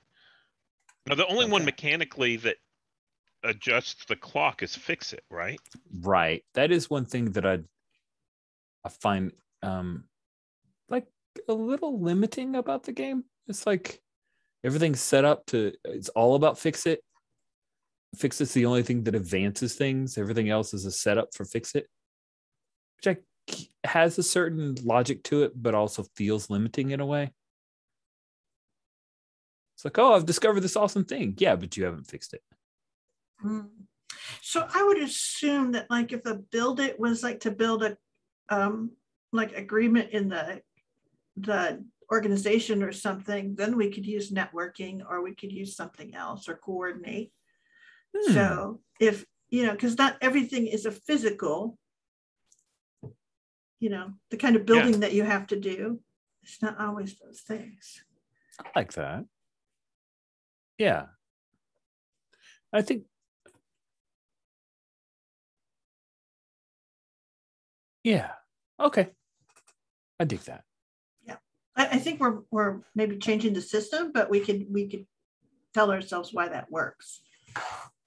That we are striving for a fix it. Because when you say I'm going for a build, it means that if you fail, you get a doom. Yep. So it doesn't matter what activity you choose, if that makes any sense. As long as you say I'm going to further this project this way, then essentially that's a good point. And it's not like fix it determines what stat you're rolling. You're always building it off of your own stuff. I guess I don't need to be too fussy about fix it. Okay. Thank you for walking through that with me. That helped me get over a bit of heartburn I was having that maybe was illogical, or probably was illogical. Who wants to build for the role to try to complete some research here? Let's see here. Should we do this by coordinating our team first, or making it, or do it by the discovery of like essentially doing the research, which isn't a fix it. No, it isn't. So that would probably make us discovery would be the way to go with that. Nice. I'm into that. What's JJ doing? So JJ is thinking that if we're going to be mining with the Exogorths, we're going to need to know like where they are and what they're doing. So he's essentially devising some sort of like hat to go around them, so that we can see like we would do through the droids, and we can track them, because if we lose track of them, that's a problem. So you're trying to tag the Exogorths. Yeah, like a movement tag, but I also want like a video feed of what they're doing, right? We have to make sure. You're actually tagging them with like maybe like a repurposed droid head that we have in spare parts or something. Right. Nice. Oh, and Valen will be like, these things are going to grow. So you have to make sure that whatever it is that we use can like kind of expand along with them, or whatever Star Wars elastic is. Yeah, exactly. Choking his poor little head because he's I grown so know. fast. He's irritable. He hit a growth spurt and the droid is hurting. But yeah, we'll use space elastic. We'll be fine. I think that's part of our research too, right? Mhm. So I could be let's have- aiding. Could be aiding. Ooh, fun. That's a nice structure. Let's have you aid then.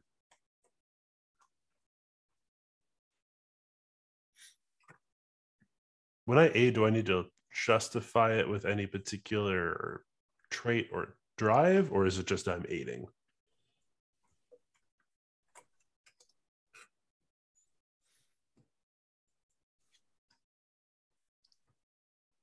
I think you need to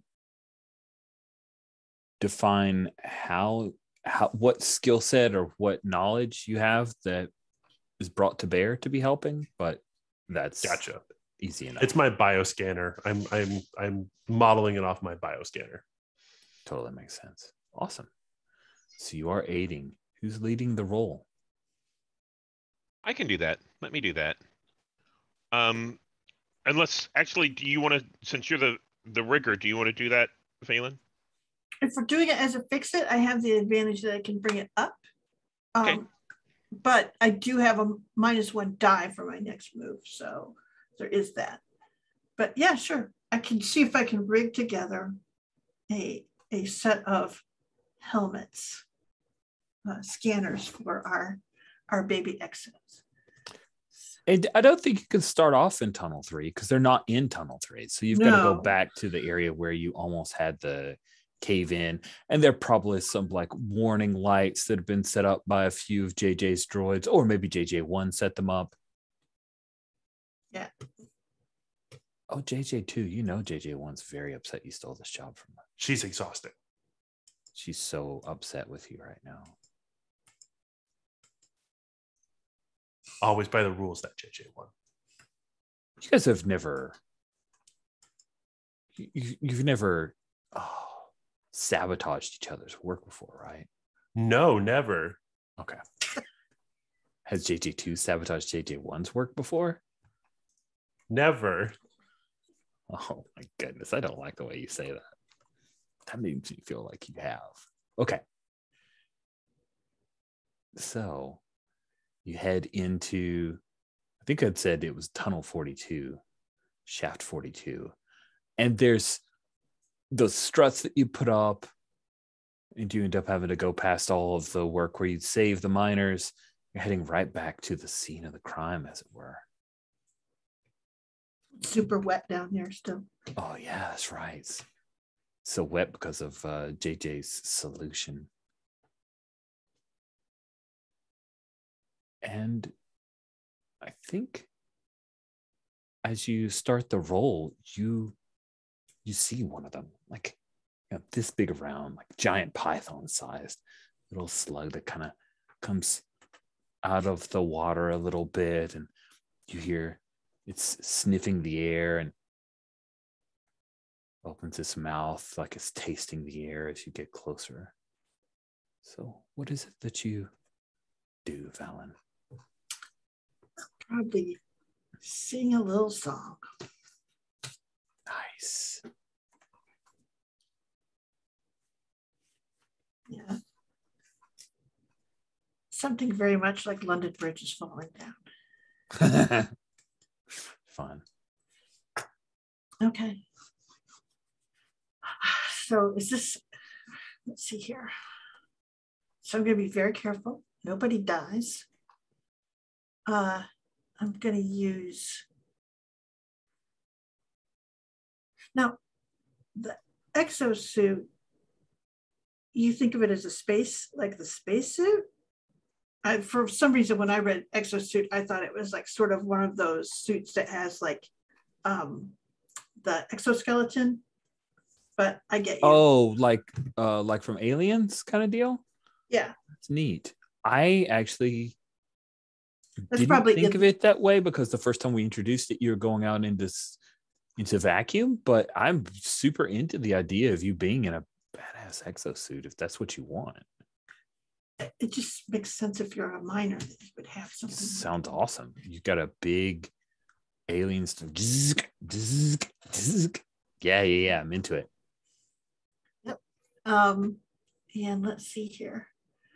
And I'm working with Illa. So wait, no, that's another red. So I got to use a blue. I can do this. Well, I got my subsonic oral implant. Would that make any use in the sense that I can get a sense of if the other ones are moving around and where they are? That makes relative sense. to it. So you can keep yourself coordinated to where you're only having to deal with one at a time. Exactly. All right. And then I have an aid. Yep. Okay. So that would be 4. Minus 1 from minus your, 1. Yeah. So you're at 3 dice. That's pretty good. It's pretty good, though I have not rolled awesomely like Greg. Let's see here. I got a 4. This is consistently what I will get is a 4. That you could carry it forward again. Mm-hmm. Success at a cost. So it is weird that like success at a cost doesn't mean a bill. The countdowns both go up, which is what you get. Good, but yeah, it just means that it's hard to get a clean victory.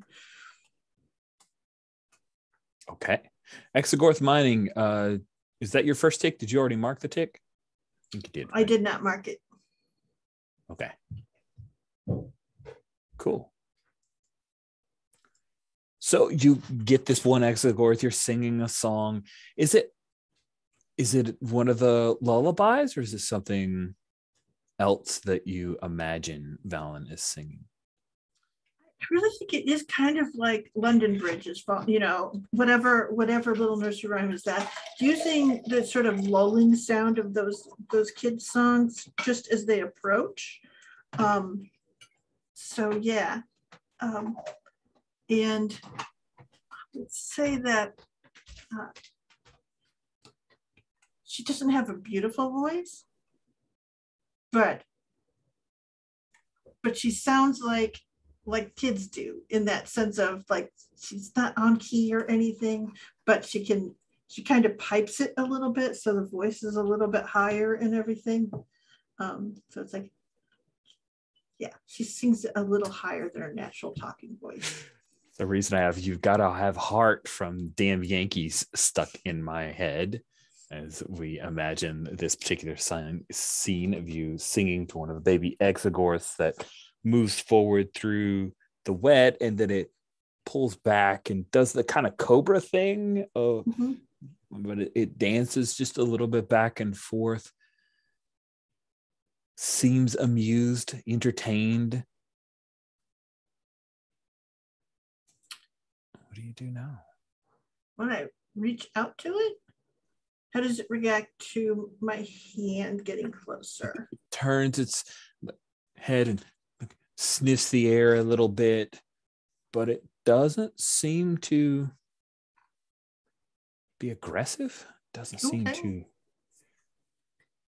Then I probably will put my hand on it and do the kind of pet stroke and see how it reacts. Oh, you definitely need to. You need to put that to a roll. Yeah. Okay. What roll though? Oh, I think you're trying to keep your hand. Struggle. Oof. You prevent injury is the success. Okay. Here we go. That's crazy, but I'm into it. All right. I'm just looking at an Exogorth, and it very much definitely has teeth. But I think this one has like little rounded nubbins. But trust that the Exogorth, when fully grown, has some mondo teeth. Okay. So this is painful here as we go through the things. Let's see here. I have. Let's see here.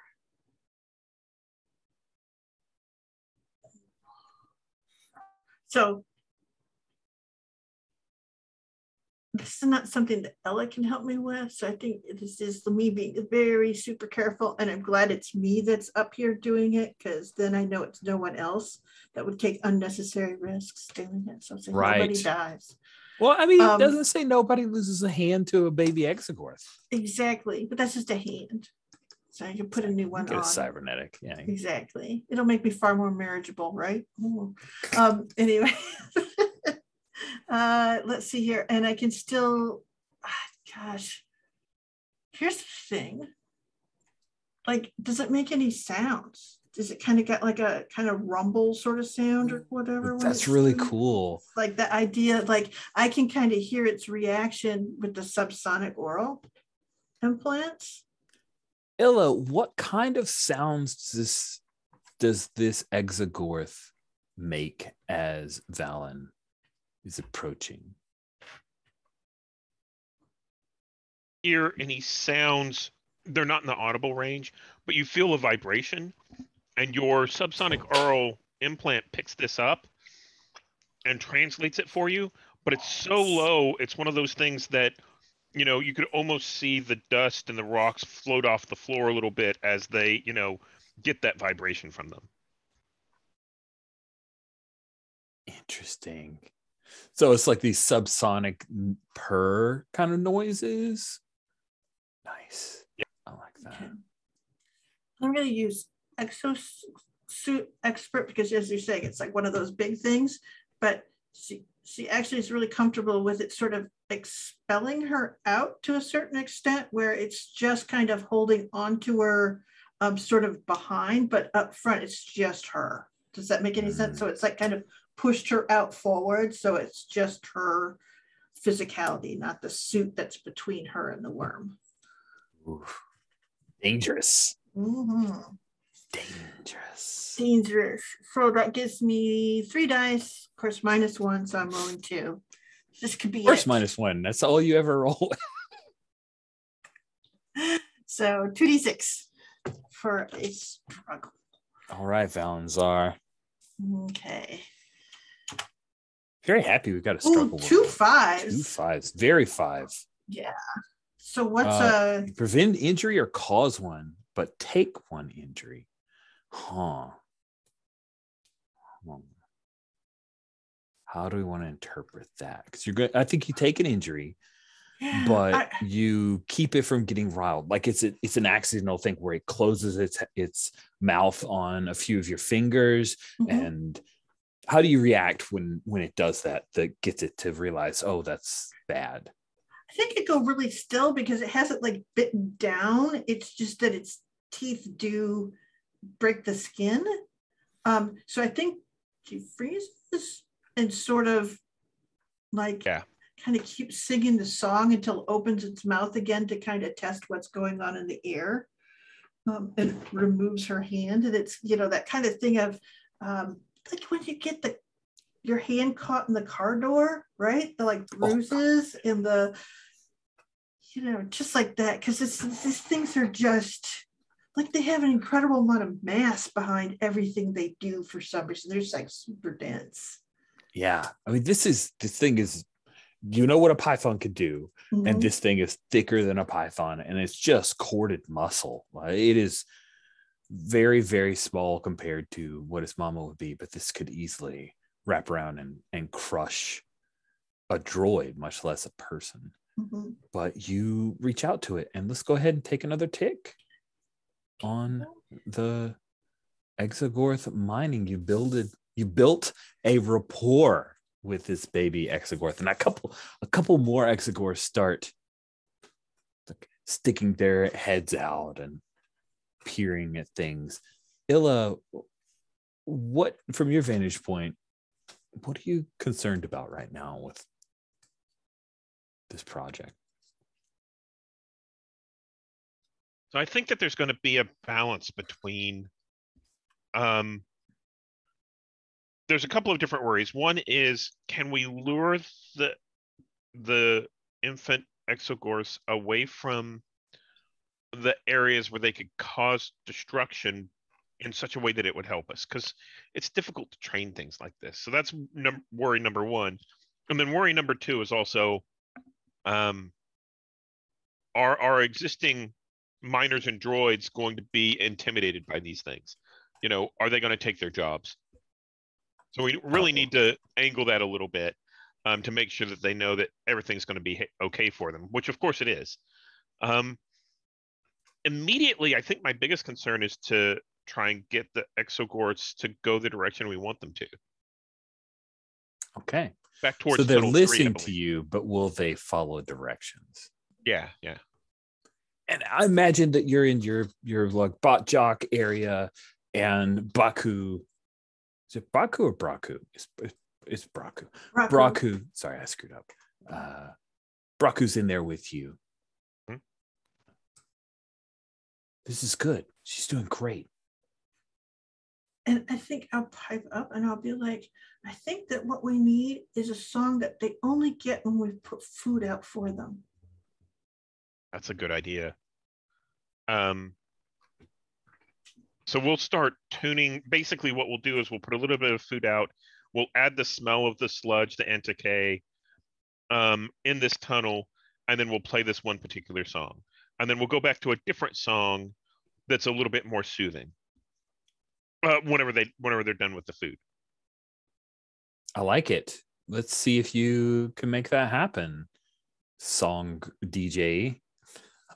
What do you think that would be? Great question. Coordinate? It feels like you're coordinating their action, so that feels right to me. Okay. So let's see. I think this would be affection. And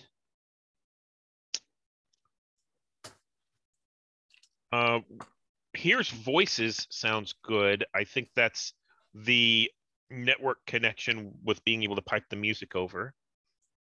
And then eye for detail, probably an eye for detail for whenever they get too close to this NTK that we want to keep out of their reach and give them other silicate-based rocks to eat instead. So sort of a little bit of a temptation. Maybe it has a little bit of a, what's the right word? A spice of the NTK, where basically the sludge has been washed over it, so it's more enticing to them at first. Mm-hmm. So I'll roll those 3, and I don't have a minus die this time. Let's see what that looks like. A 5. And a 5 is next move is -1, +1 die to enact the plan. Okay.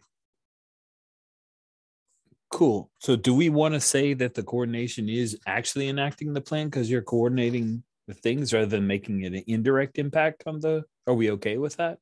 Yeah. So I think this is, the first step in getting them trained. Mm-hmm. And, this is how we make sure that we know which direction they're going to go. Mm-hmm.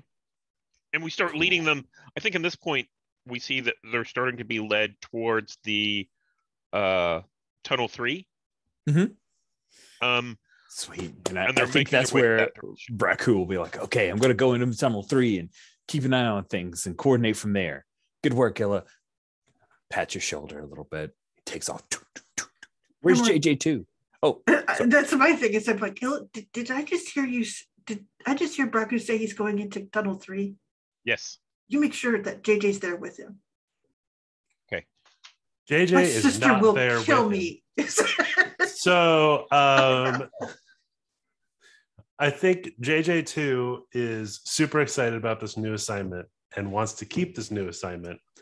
And so having heard Illa mention that we not only have to, get them there, but we need to do the public relations side, JJ2 is on that. And so I think that JJ has gone to Sheftika, because we're going to get Sheftika in every episode. Yes, all Sheftika all the time.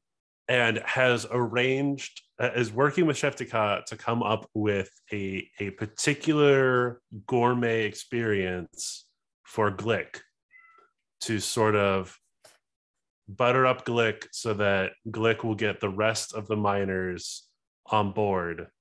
Because if we can get Glick to like it, maybe nobody will be concerned that the Esogorths are going to take their jobs away.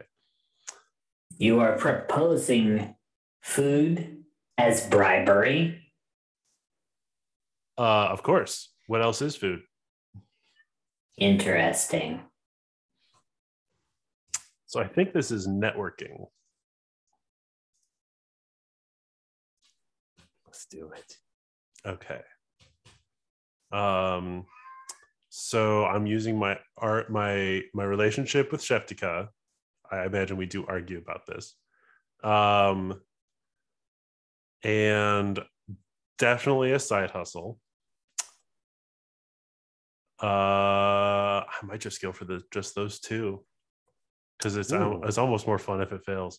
Living dangerously. Yeah, I'm gonna go for the two on this little PR. So I imagine it's like because essentially Glick is a fly person. I don't know how else to describe the Cyclorians. So I imagine it's like some sort of imported gooey proteinaceous slime smoothie that we have made. And just to use a little bit of our name and species. Yes. It is a Rhodian Valkyr egg is what we're using as the base. So it's like an egg smoothie. Here we go. Oh, I can't fail. That is a 6. Wow. That is great. That is great. I think you make this like weird stuff, and Glick's positively inclined towards Sheftika. So Glick, while is a pretty pugnacious individual, is at least slightly obsequious towards Sheftika. And Sheftika introduces the Sheftika says, This was an idea of JJ2's, thinking you would like it and not hate.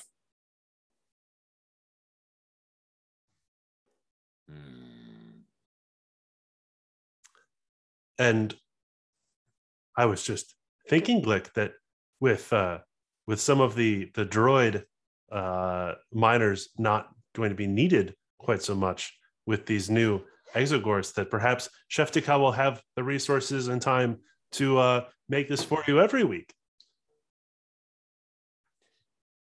I have to pause again. I'm so sorry. So close. All right. Yet again, the interruptions, they are plenty. I apologize.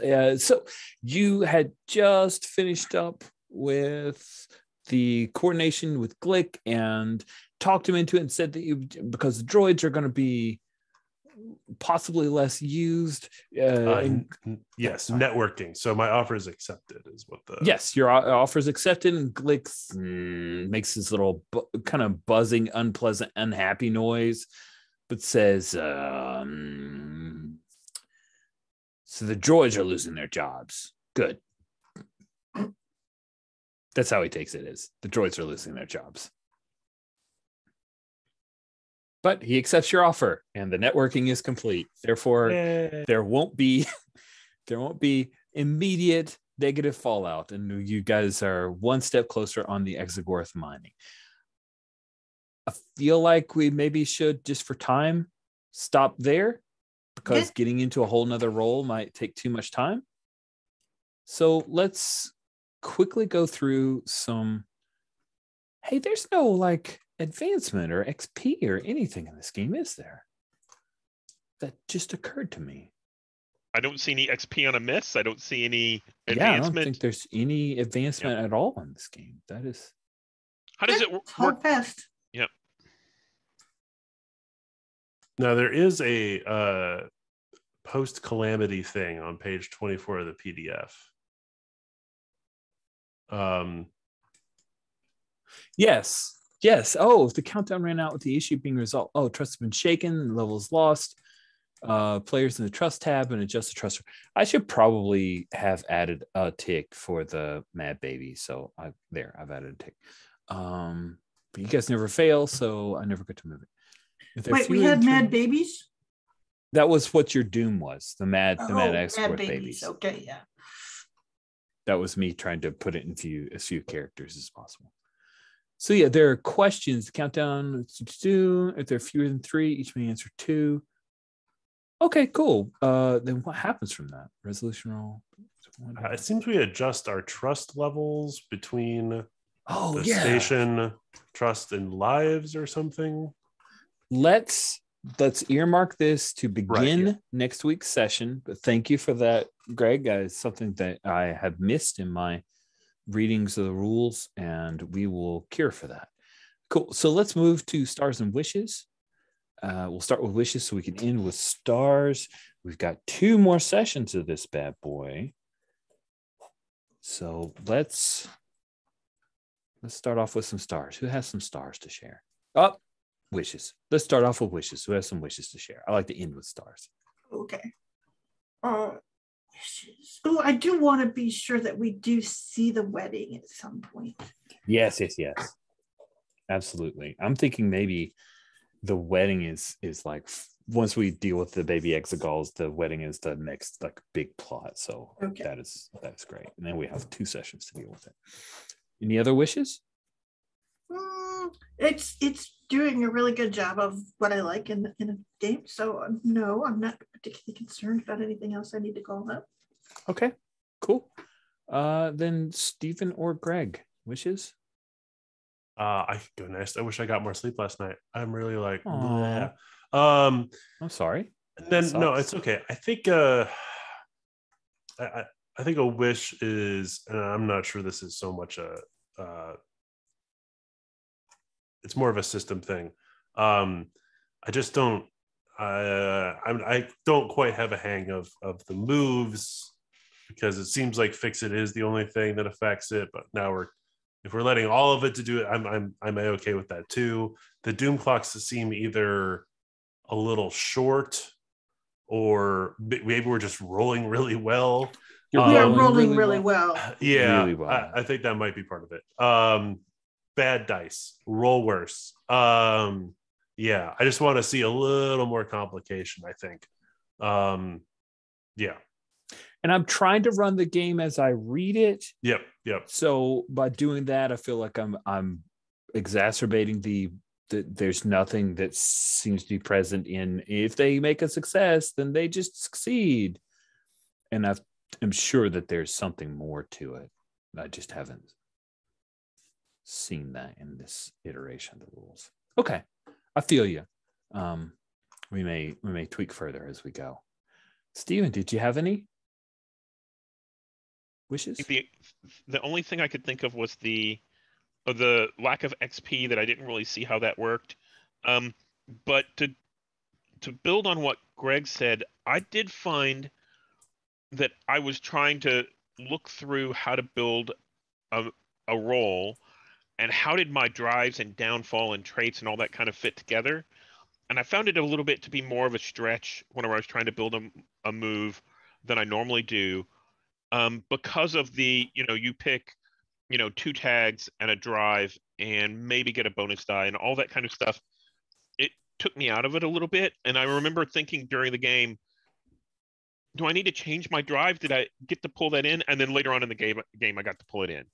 And I noticed while other people were building their dice pools, I would practice. And I would sit there and go, okay, now if I were doing this dice roll, what would I do to try and get it to figure out how that dice pool works?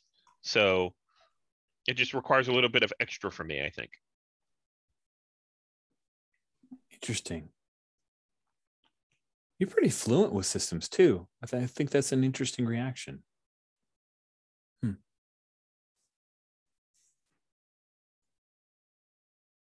Cool. We'll start with you with stars then. Do you have any stars to hand out?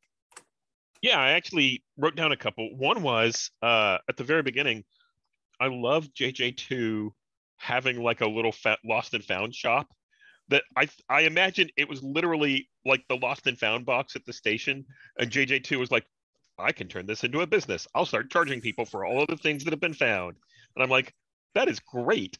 And I really liked the bringing in the Exogorth, and that kind of made my brain explode and go, oh, what if it was like a nursery kind of thing? So bringing that in was great. Petting the baby Exogorth in order to gain their trust. That and the music, all of that was just fantastic. I really enjoyed that part of the story that came out of it. That was just amazing. Cool.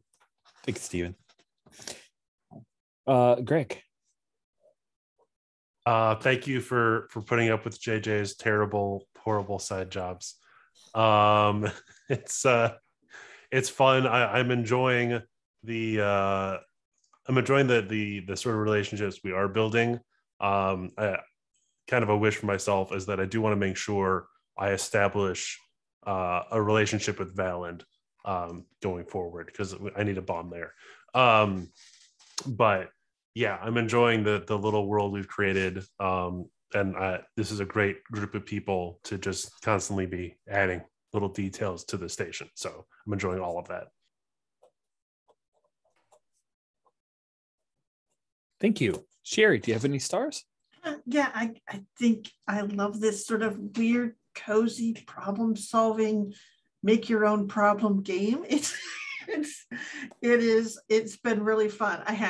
I agree with Stephen on all the things he called out for what was fun coming from other players. I just think it's like a really great little collaborative storytelling that has enough, well, because it's Star Wars, lots of people have senses about what could be in this universe, so that makes it a little easier and more fun because you can make allusions to other things, but also it's just some really great people thinking outside the box and bringing stuff together. I mean, I don't know, we end up with exogorths and nursery songs, so that works for me.